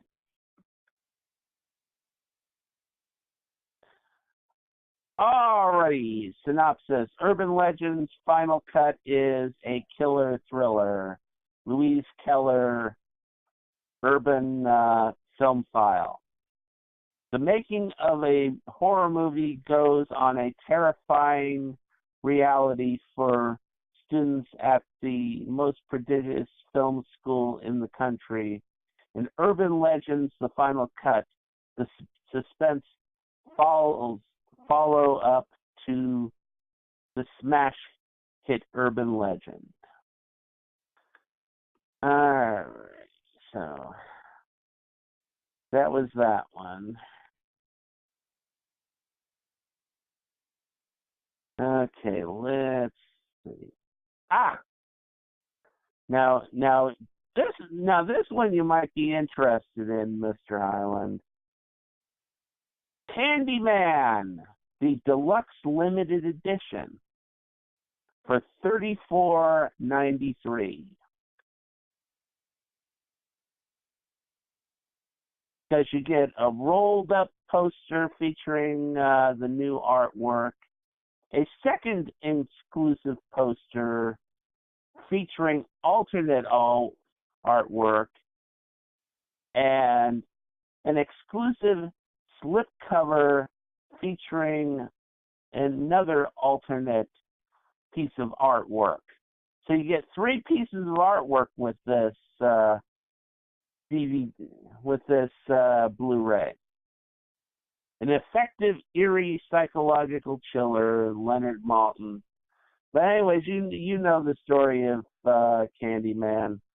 Deluxe edition contains collector's edition Blu-ray slipcover with limited edition 8x24 poster of the newly designed artwork by Joel Robinson. A second slipcover made exclusively for Shout Factory featuring newly designed art from artist Laz Marquez. A limited edition 18x24 poster of newly designed art from Laz Marquez. Each shipping to arrive 2 weeks before the national street date. Bonus features: a 2K restoration from a new 4K scan of the original negative, supervised and approved by writer-director Bernard Rose. Audio commentary with Bernard Rose and Tony Todd. Audio commentary with authors Stephen Jones and Kim Newman. Audio commentary from director Bernard Rose and author Clive Barker. Alan Poole. Actors Tony Todd, Virginia Madsen, and Kazi Lemons. Audio commentary with Bernard Rose, moderated by the movie Crips, Adam Green, and Joe Lynch. That's only on one disc, believe it or not. Let's see. Disc 2, Be My Victim, an interview with Tony Todd. It Was Always You, Helen, an interview with Virginia Madsen. Writing on the Wall, the production design of Candyman, an interview with production designer Jane Ann Stewart. Forbidden Flesh, the makeup effects of Candyman, including interviews with makeup effects artists Bob Keane and Gary J. Tunnicliffe and Mark Collier. A Story to Tell, Clive Barker's Forbidden.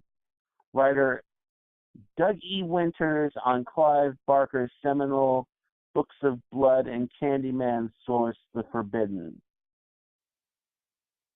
New urban legend, Unwrapping Candyman analysis thing. Sweet to the Sweet, the Candyman mythos, featuring interview with Clive Barker, Virginia Madsen, and more.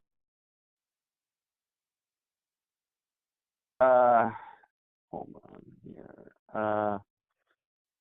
Clive Barker, Raising Hell, an interview with Clive Barker. Bernard Rose storyboards, theatrical trailer, and still gallery.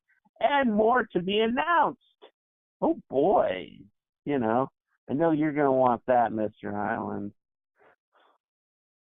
Oh, and here's something else that Mr. Highland's going to want. You still there, Mr. Highland?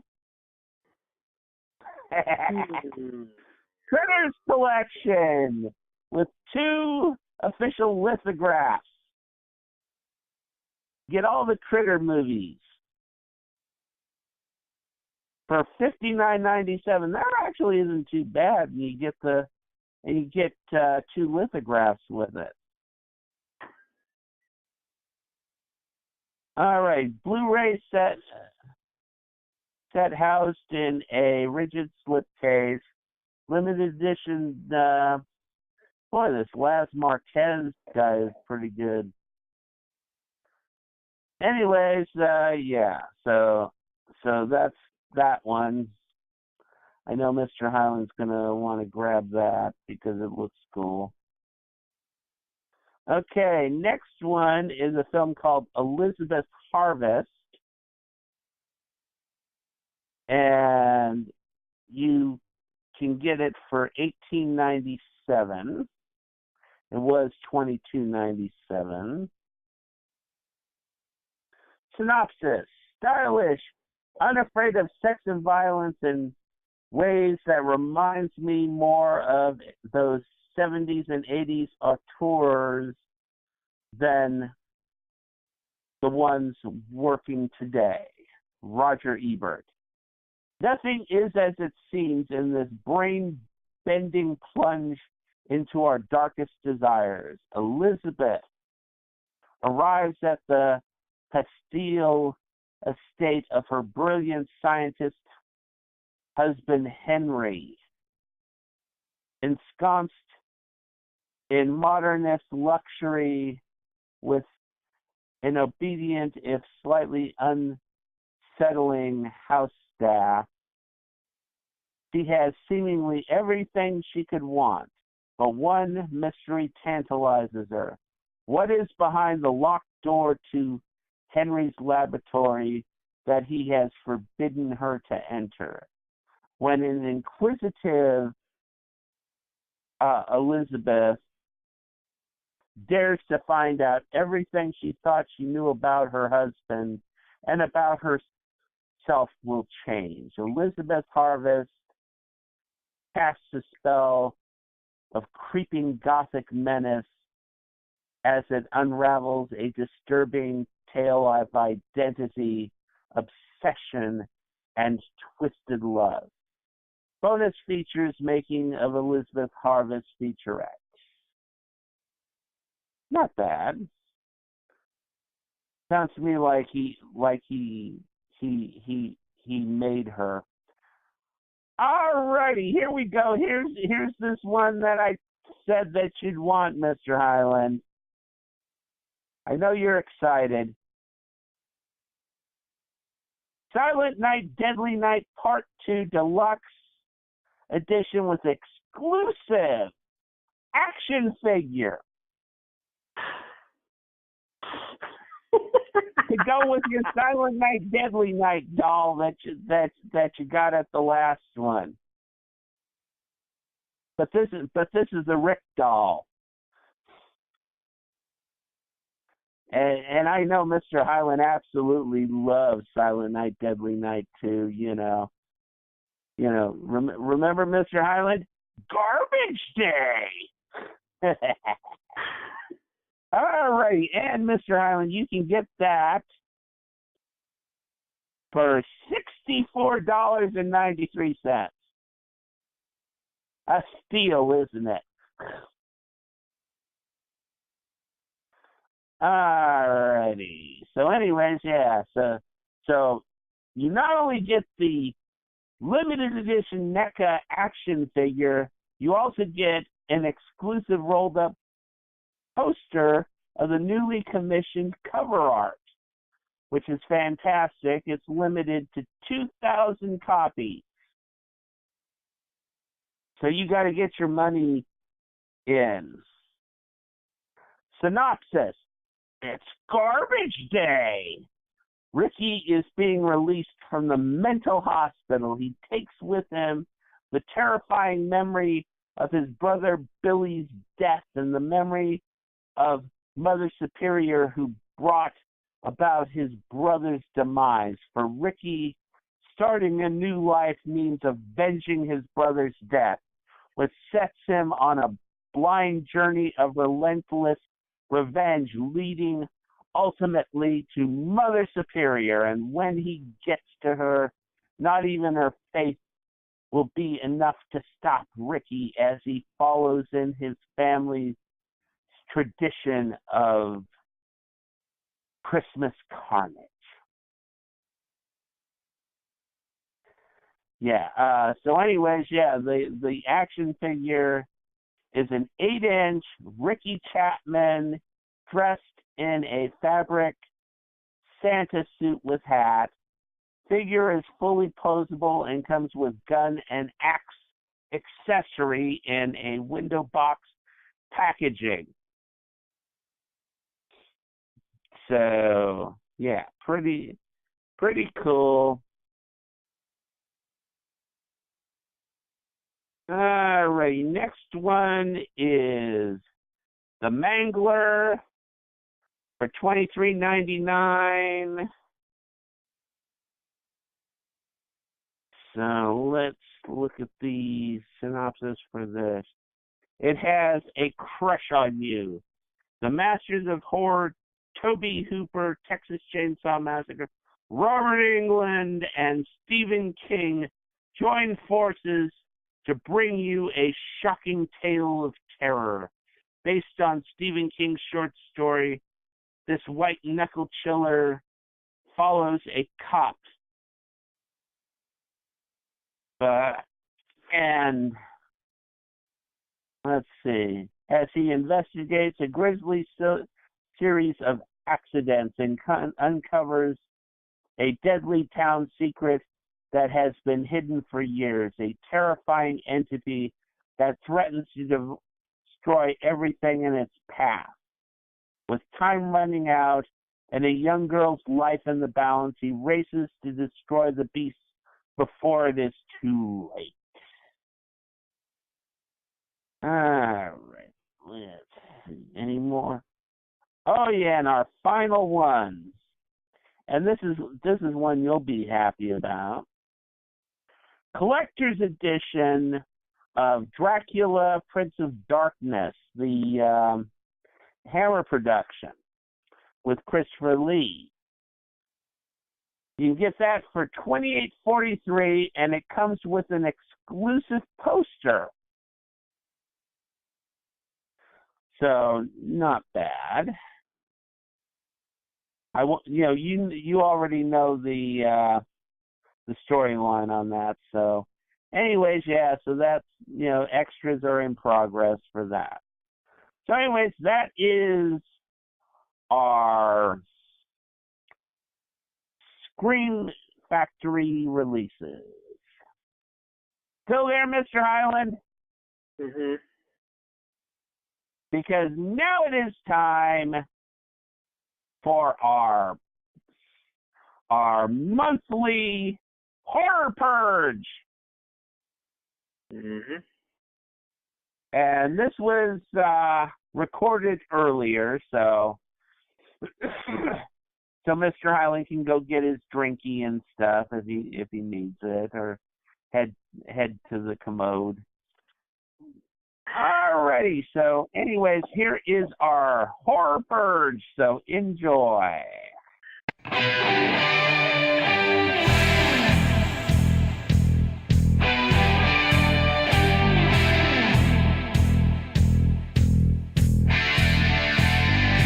I've got something to tell you, something you can't deny. I take it all that you give us, head up to my eyes. Can't feel the hunger, feel that you can't go on now. Stand up and be counted. Don't push your luck too far. Stand up and be counted. Don't push your luck too far. Whoa, whoa, whoa, whoa.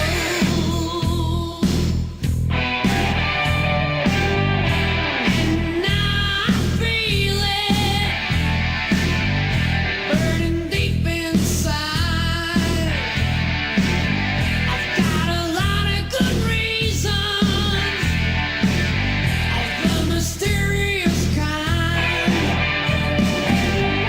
Can't feel the hunger, feel that you can't go on now. Stand up and be counted. Don't push your luck too far. Stand up and be counted. Don't push your luck too far. Can't hold out, can't hold out. Gonna rock it out tonight. Let it roll now, let it go now. Let it loose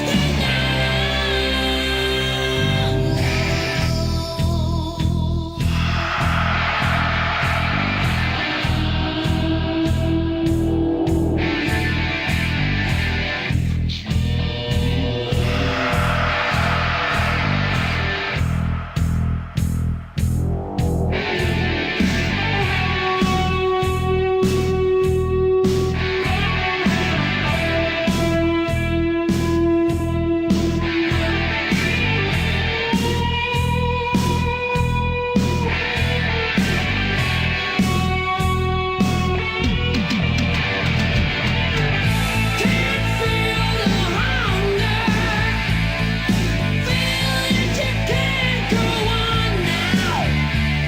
Stand up and be counted. Don't push your luck too far. Stand up and be counted. Don't push your luck too far. Stand up and be counted. Push your luck too far. Stand up and be counted. Don't push your luck too far. Stand up and be counted. Stand up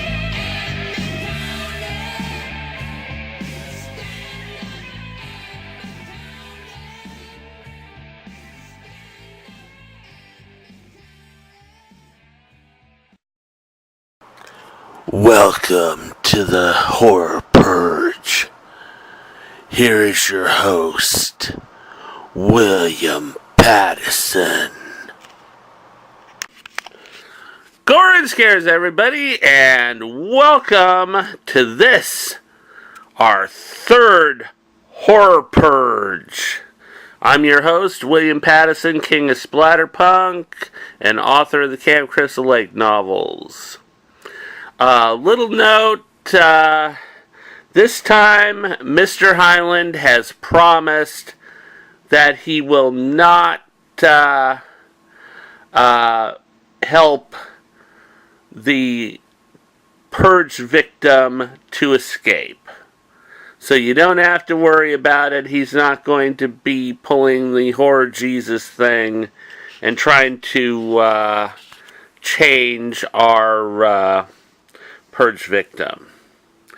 Anyways, just remember that the Horror Purge is brought to you by Rich Giordano and the Paranormal Code. Go and check out Rich's show Monday through Thursday on Spreaker at 7 p.m. He has a chat room and you can talk to him there. Alrighty, so now it is time for us to introduce you to our purge victim for this purge. And, the attendants are bringing her out right now. She's wearing her orange coveralls. She's got chains on her.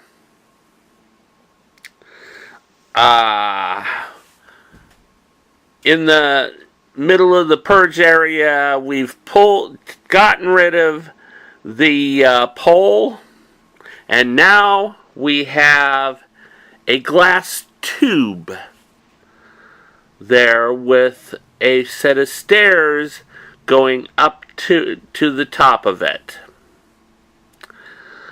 Alrighty, so our purge victim for this month is none other Danielle Harris. Yes, the little cutie from Halloween 4 and 5. And of course, from Rob Zombie's Halloween remakes. Now you're going to be asking, why the hell are you killing off Danielle Harris? What did she do? Oh, you people do not know, because we've found some shitty ass things that she's said in interviews. Alrighty, so anyways, here is her charges. Danielle Harris is charged with walking through performances on several occasions in her independent film productions that she's been in. Yeah, you can always tell. Once in a blue moon, Danielle will actually do a performance. Most of the time, she just walks through them to get the money. Now, here is the major thing she is guilty of. A few years ago, when she was advertising See No Evil 2, Danielle Harris went on to the Skeleton Cruise podcast. And on that podcast, she bad-talked independent film productions, saying how much she hated it, how much she hated independent film productions. Then she did another thing. She went and said that she would rather do $30 million productions with Jen and Sylvia Soska over doing any more independent films. Also, and this is one that I'm adding a crime,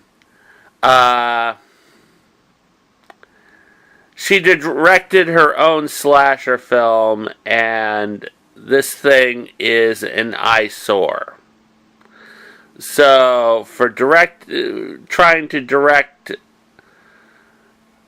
Danielle, I'm putting you to death. So anyways, yeah, the attendants are bringing her up the stairs. She's fighting them, but, they're pretty good. Our attendants are pretty good. They grabbed her by the handcuffs that they had her on. These are neat. They're actual high-tech handcuffs that can be released by remote control. But anyways, they're using the handcuffs to lower her in. She keeps trying to make it where they can't get her in by opening her legs, but the guys are hitting her from either side with baseball bats. And, they finally got her in. Okay. The hook is up, and they hit the button, and the handcuffs are released. Danielle is banging on the glass of the tube, and saying stuff, well, let's see if I can read her. Excuse me? Does your mother know that you have a mouth like that? She should wash your mouth out with soap, young lady. Anyways, alrighty, so the attendants are bringing in, pulled out the stairs, and now they're bringing up a big machine with a big scoop on the bottom, on the top of it, which fits right over the top of the tube. People don't have to worry. The tube is solid and Danielle can't get out of it. It would take a nice heavy hammer to get it, to break it. It's important because of what's going to happen. Yes, so anyways, what's going to happen? You're going to love this. Danielle Harris said that she wanted $30 million. We're going to give it to her. We're going to fill that tube with coins. Coins are going to be falling on Danielle Harris's head, and this tube is going to slowly fill up, and she is going to drown in money. I love that. That's pretty flippin' cool, huh?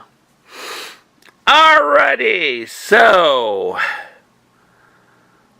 the attendants have given us the OK signal. They're leaving the purge area. And let's start hearing the ding, ding, ding. I hit the first button. And listen to that.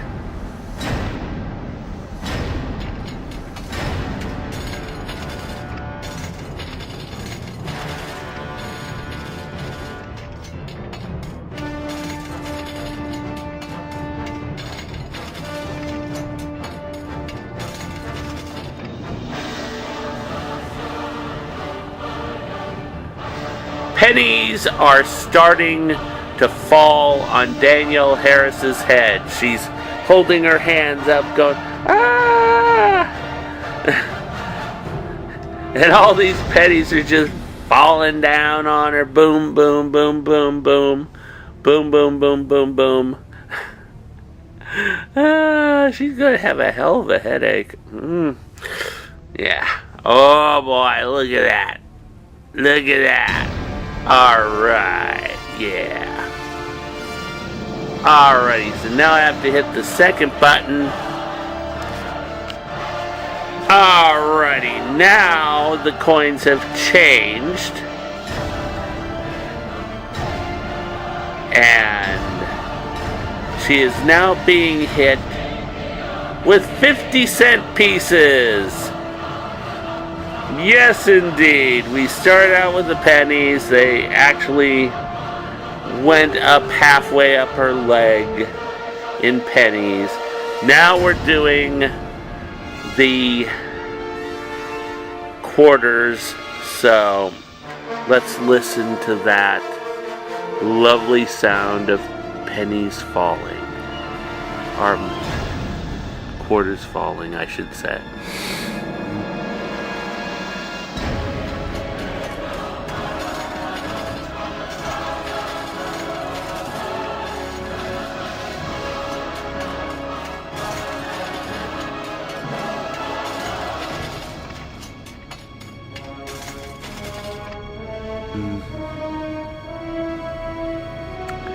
Yes, indeed. All right. I know you guys are excited about this. Yep, she's pounding on the thing, yelling, and they're falling on her head. She's just feeling dizzy because, you know, she's got all these thousands of quarters hitting her on her head. You know, and ooh, yeah, she's starting to bleed. Yeah, it's starting to really hit into her scalp and that, and yeah, she's starting to bleed. She's crying and she's pounding on the thing. The quarters are up to her waist now. She's crying and just pounding and that. Okay, you know what? Now it is time for me to hit the third button.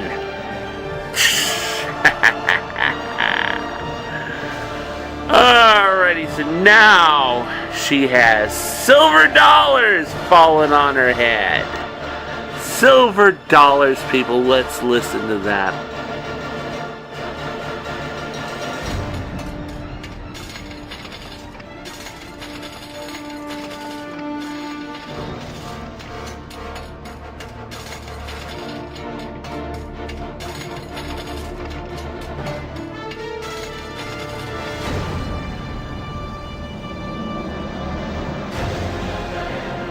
Oh, what a lovely sound that is. Those silver dollars just hitting her on her head, and you know, she's got blood dripping down the sides of her face, and she's crying and that, and it's getting up to where it's under her armpits.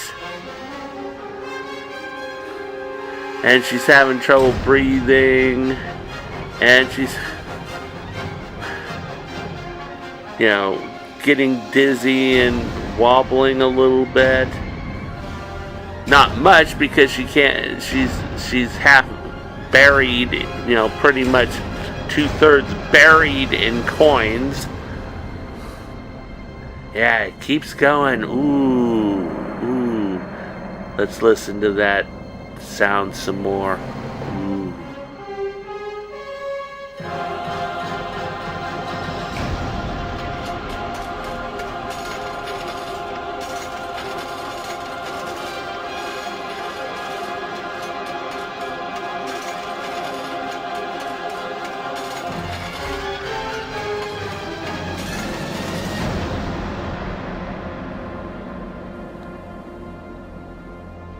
Isn't that a beautiful sound, money exchanging?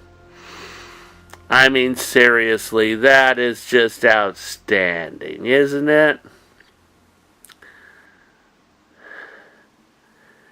Yep, it's covering her face now. The only thing that's left is her hair and her nice blood-slicked hair. And it's still falling, it's still falling. It's covering her completely. Let's listen to that sound again.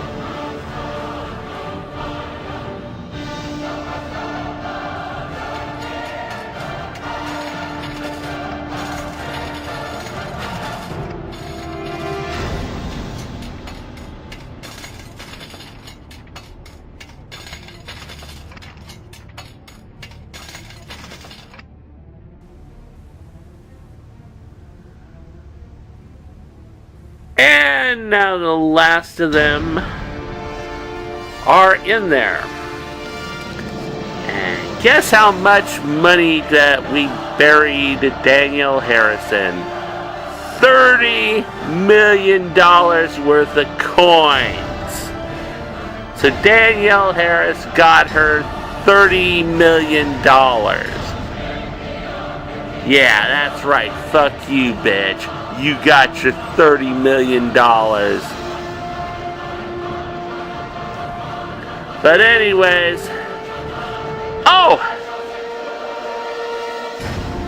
out of the side door comes Mr. Christopher Highland, Horror Jesus. Okay, what you promised, Mr. Highland. Don't you know, what the fuck are you gonna do? He's dragging a big ass hammer.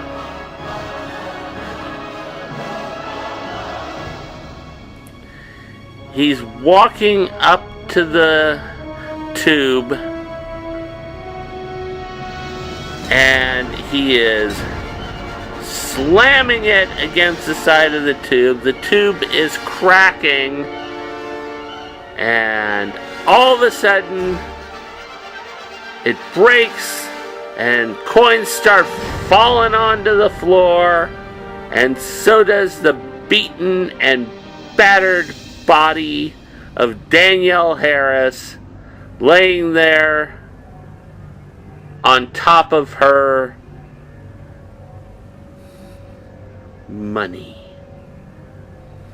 Yep, Danielle, if you wasn't so, if you weren't just stuck on money and that, and you actually gave a shit about horror and gave a shit about your fans, you wouldn't have ended up in the horror purge. Well, that is it for this edition of the Horror Purge. I hope you enjoyed it. Be ready next month for our season finale, and we are going to have a purge that is going to just blow your flippin' mind. So anyways, this is William Pattison, King of Splatterpunk, author of the Camp Crystal Lake novels, saying God bless the purge and God bless the new founding fathers. And keep America strong, people. And remember to enjoy your purge. Alrighty.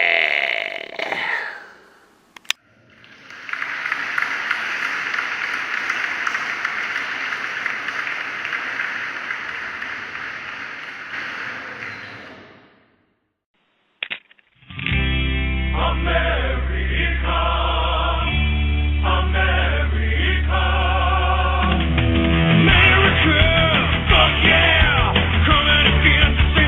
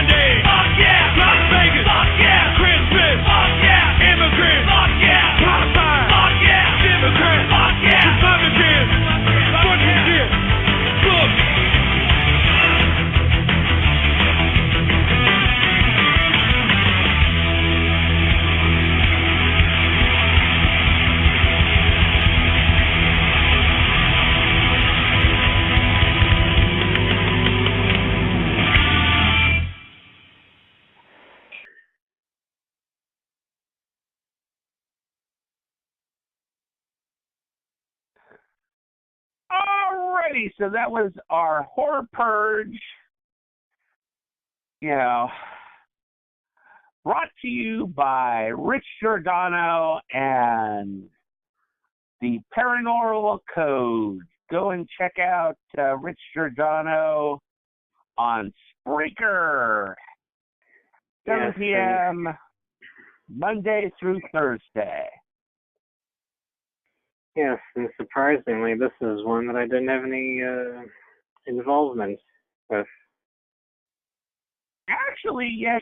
Don't you remember? Yes, you did. You broke the tube, Mr. Highland. Oh, yeah, but that was your idea, not mine. I didn't have any ideas regarding. Oh, okay. creating So that.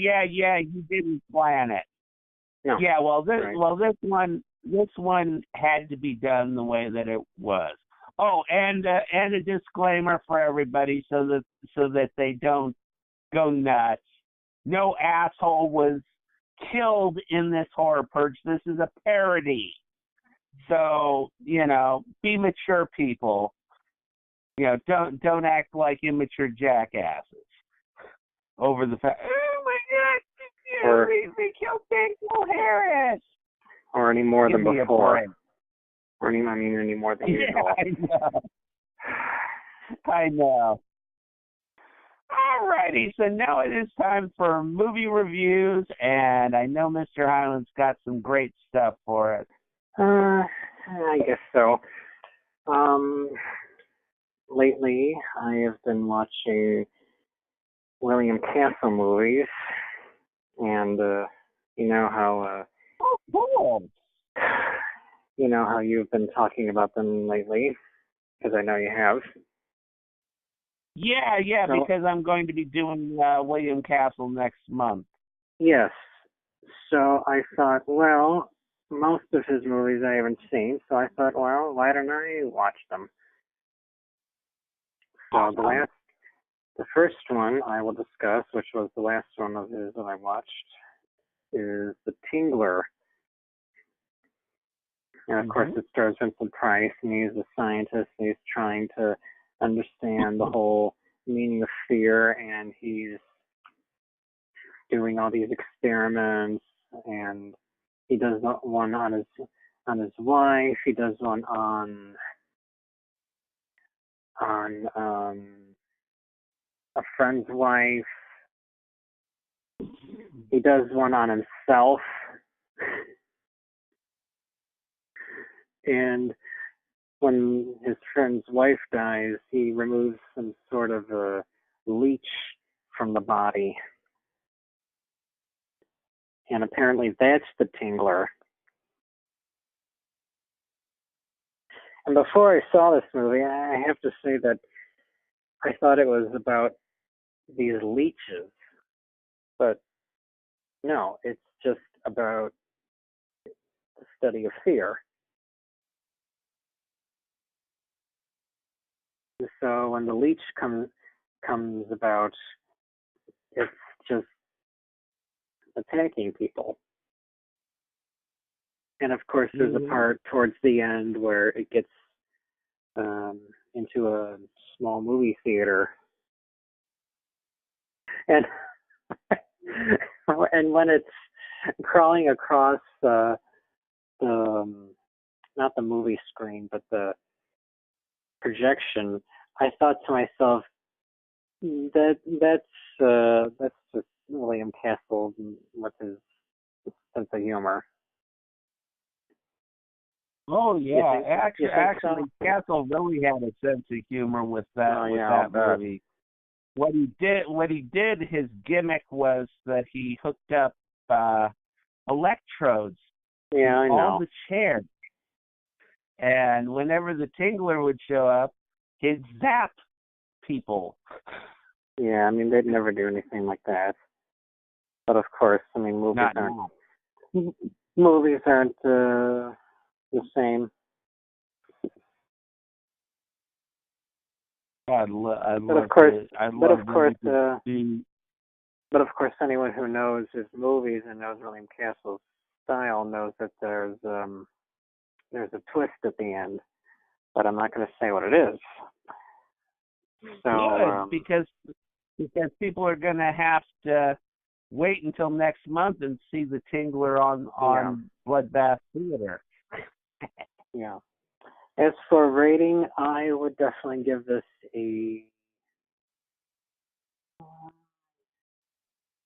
I would say a 3.5 out of 5.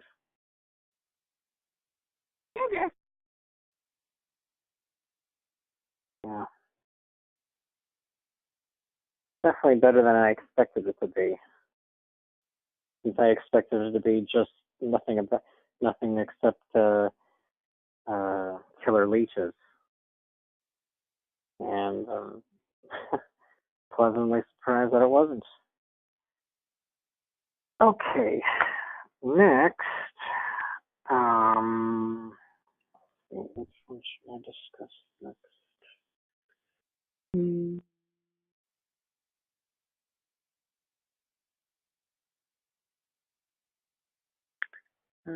I'll discuss Straight Jacket. That's about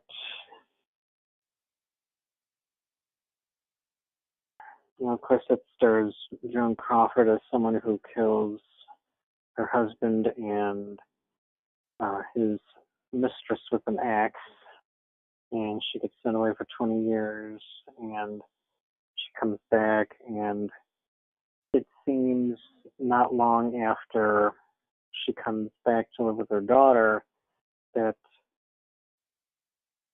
killings start happening again, and you think that it's her, and I thought it was her, but of course there's a twist at the end. But as before, I'm not going to say what that is. It completely caught me off guard, and it was a relatively well done twist.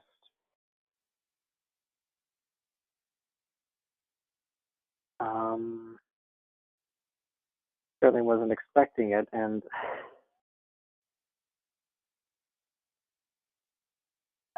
also this was also written by Robert Bloch, and it definitely felt like a Robert Bloch story.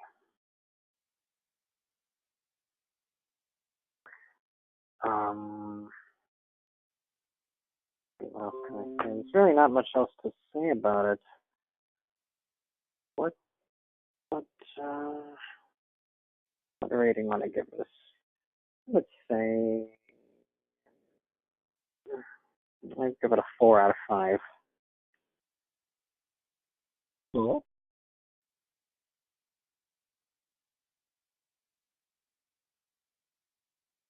That's pretty much all I have. All right. Well, then I'll start with one of my first review. I've only got a couple myself, but this film actually disturbed me. This film unbelievably disturbed me. Yeah. Yeah, it's a film called Eden Lake. It came out in 2008. It's about a couple. The thing is that you have the wife who's she's a school teacher. She's a school teacher for little kids, and her husband's a businessman, and they go off. Her husband's taking her out for a romantic weekend. And the thing is that he wants to take her to a place that his father used to take him, this lake. And the thing is that the lake is in an area that's going to be made into a gated community. And so this is going to be his last time to get to go to this lake. So he and his wife go down there. It's out in the middle of nowhere. They find a spot where the gates open, and they go to the lake. Well, anyways, the thing is that while they're there, this gang of kids show up. And they're down the way from them, and they're, making a lot of noise. They got their music playing loud. They got their dog, one of those big Rottweilers. And they're not taking care of him. He's coming over and bothering the couple. And anyways, so the husband tries to tell them to, keep their dog over there and stuff, and, if they could please turn down the music a little bit, but the kids ignore them, and then later on, the kids disappear, and the couple pulls out a tent, and they're sleeping, and they think that they hear stuff in the night. They get up, and the kids are back. And anyway, so they go out swimming, and when the husband comes back, he finds that his backpack has been stolen. And his backpack had the keys to the car and his wallet in there. So they go and they start heading back to their car, and all of a sudden their car comes rushing at them. The kids are in the car, and they nearly ran over the couple. And the couple, jump out of the way, and they, these little assholes have stole our car. Well, anyways, they find the car, but no key in the ignition, and then they hear the kids' music, so they go over, and the husband demands that they give him his keys back and his wallet. And the kids are going, oh, well, what you going to do about it? And the leader of the gang, this older kid, he brings out a knife and stuff, and he starts getting rough with the husband and tries to stab him. And the Rottweiler goes to attack the husband, and the kid goes and swings, and he stabs his Rottweiler in the neck, and the dog's spouting blood and stuff, and the kid goes and he goes, here, and throws the husband who's played. I don't remember if I mentioned that the husband was played by Michael Fassbender from X-Men First Class. But anyways, so the husband says, oh, well, you want me to take the dog to the vet. I mean, he's gonna die if he doesn't get help. And the kid just screams at him. He goes nuts and tells him to go fuck off. And so they go to leave, and all of a sudden the kids start attacking their car. And Fassbender, he's trying to drive to get away from these kids, and he ends up, he crashes his car, which, was a Jeep Cherokee into a tree. His wife gets out, she's safe, but he's stuck in the car. A branch of a tree came through the window and has him locked against the driver's seat. So he can't get away. So he tells her to get away because these kids are nuts. So she gets away, and she goes out into the forest and she's trying to find her way out of there, and she can't. She comes up to this little kid, and he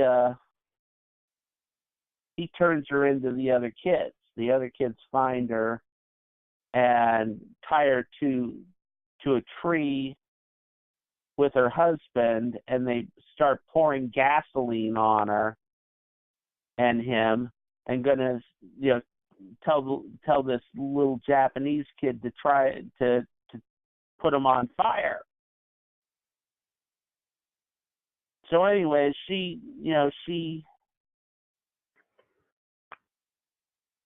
gets away. They start him on fire, and she actually gets away, with only a few minor burns, but her husband is burned alive. And so she spends the rest of the movie trying to get away from these kids who are absolutely nuts. And, I mean, incredibly well done film. I mean, the filming and stuff was just outstanding. The acting, oh my God. That leader kid, I just wanted to fucking slap that little bitch-ass piece of shit. And the wife's character, I mean, Fassbender, he's only in it, for maybe a quarter of the film, before he's burned up. So she takes on most of the film herself. And, I mean, she just keeps it going. I mean, there's even a scene where she's trying to get away from them. They're chasing after her, and she ends up having to go into this garbage container, this big garbage container, and the thing is full of, it's like shit. I mean, it's just this horrible smelling, disgusting stuff. And she jumps in there. It's like she can hardly breathe.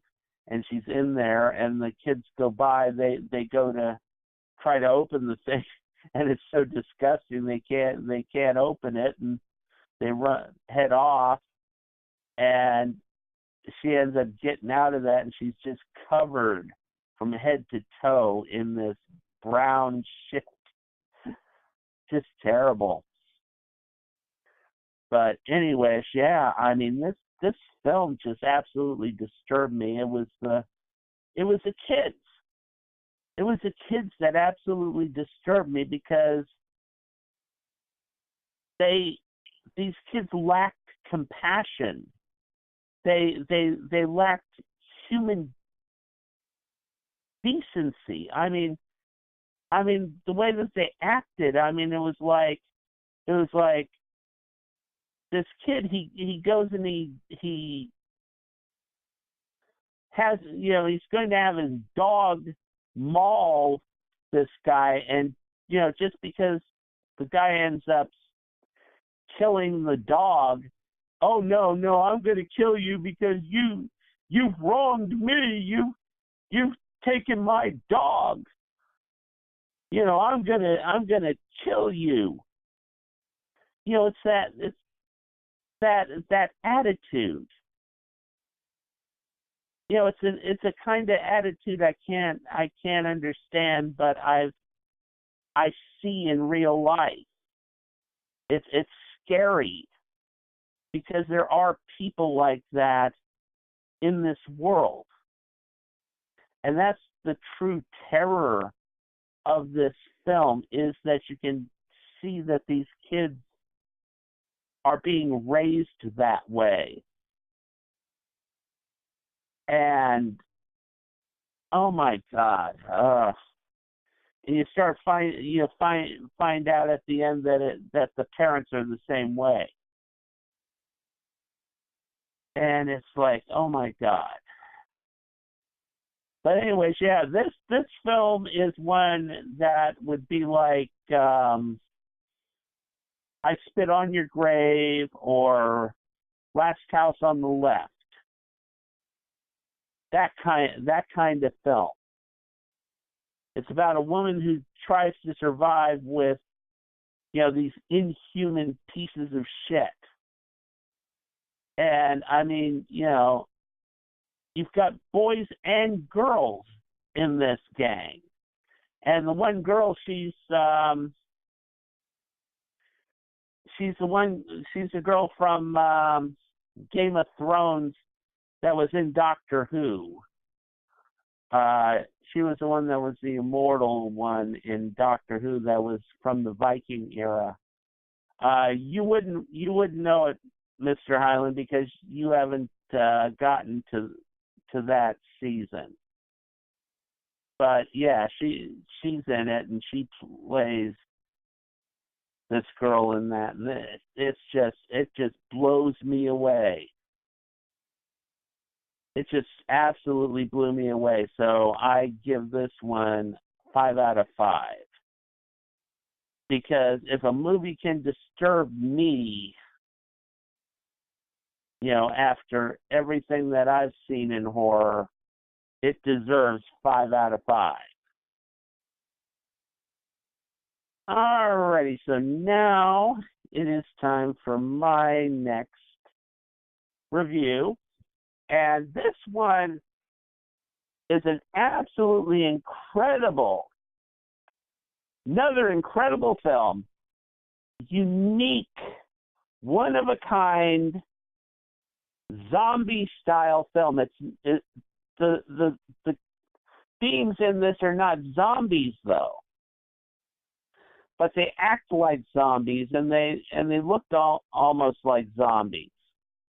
The film is called The Girl with All the Gifts, and it's from 2016. And what it is about is the world has been overcome by a virus, and the virus is a plant-borne virus, where this plant has turned these humans into like flesh-eating zombies, but they're not really the living dead. They're people their bodies have become overwhelmed by these tendrils, and the longer they are around, the more they get like the stuff growing out of their pores and stuff. So they're like dead bodies walking around with white eyes, and if you make a sound, they go after you and they bite you and infect you. But there's another group there that are hybrid children. They are infected by this plant virus, but they retain their human mind, they retain their intelligence, they retain everything, except that they have the hunger for human flesh if a human gets close to them. And the thing is that the movie starts out in this army encampment where they have a shitload of these children and they are using them for experiments.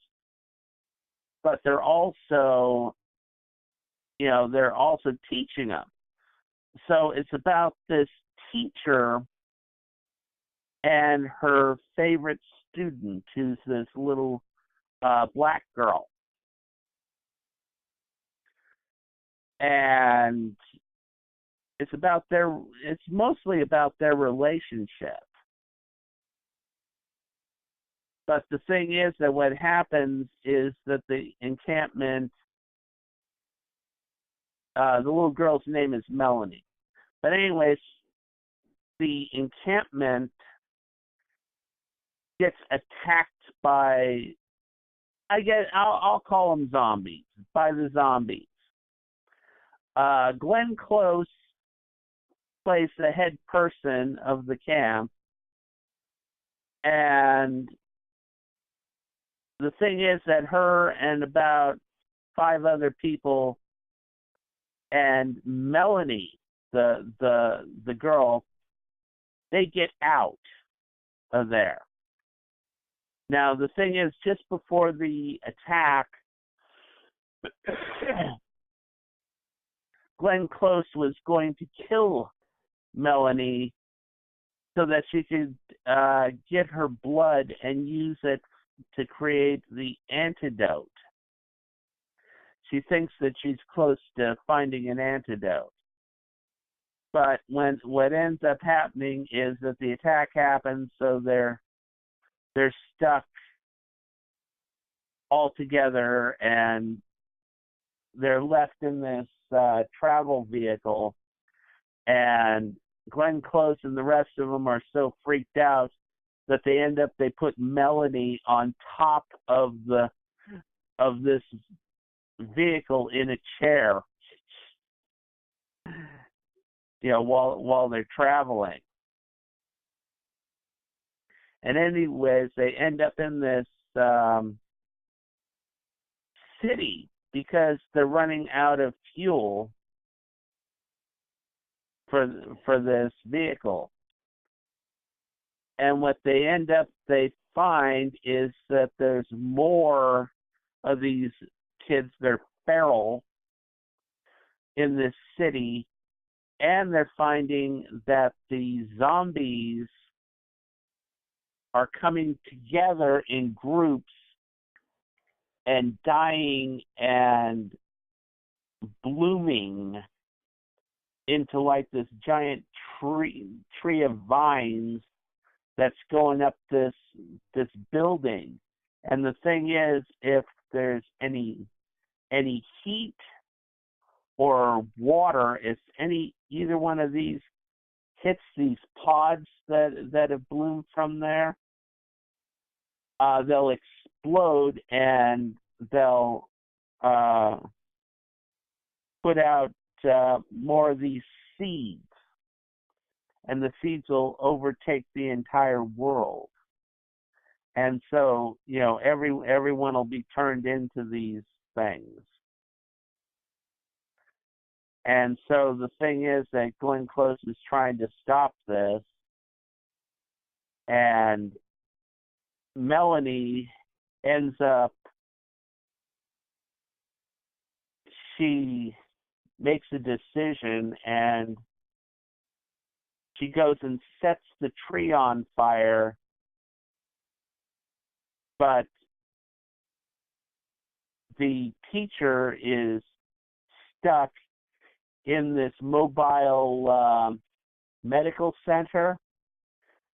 So the air is scrubbed and so she's safe from the spores, whatever they are. But anyway, so she burns the tree. And so the film ends with Melanie and the kids and the feral kids, and they're learning from the teacher. The teacher just sits and gives lessons through the glass door of this medical thing. Interesting film. I mean, I did spoilers on this, but the thing is, it's the way the film was shot, and it's the performances that really count on this film, and the incredible zombie makeup that they had on this. So, definitely I highly recommend Girl with All the Gifts. And I give this one 5, because this is just one of the most interesting and unique zombie plague films that I've seen in a long time. It's definitely well worth seeing. What do you think, Mr. Highland? Would you be interested in seeing this one? Well, I'd have to listen to the audiobook of the novel first. Oh, you know about it, huh? Yes. Oh yeah, very good one. All right, so I guess that means we're done for the evening there, Mr. Highland. Yeah. Mhm. Yeah. So any last words for the fans? Yes. I'd like to thank our listeners for listening, and tune in next month where, well, initially I knew what we were going to be doing, but unfortunately, due to things that circumstances that are out of our control, we don't know what we're going to be doing. So yeah, kinda. Tune in next Which month is amusing for it's going to be amusing for our season finale. yeah. So tune in next month for a bag of mystery. Yeah, a big bag of mystery. Hey, I don't care. That's always fun. We like mystery. Mystery makes it more interesting. Alrighty, yeah. So, as always, keep America strong. Watch horror films. This is William Pattison, along with Mr. Christopher Highland, saying catch you next month.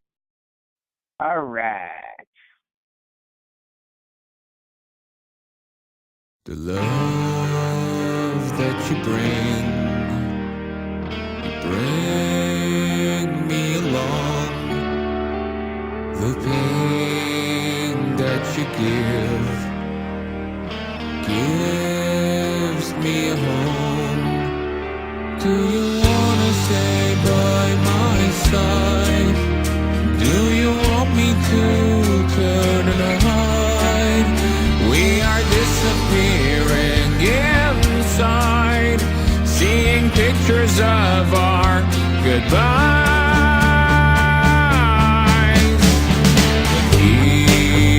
We believe that our love will survive the pain that you bring. Brings me all alone. Do you love me? Do you hate me? Do you wanna believe me? Do you think that you don't need me? Do you wanna deceive me? I can't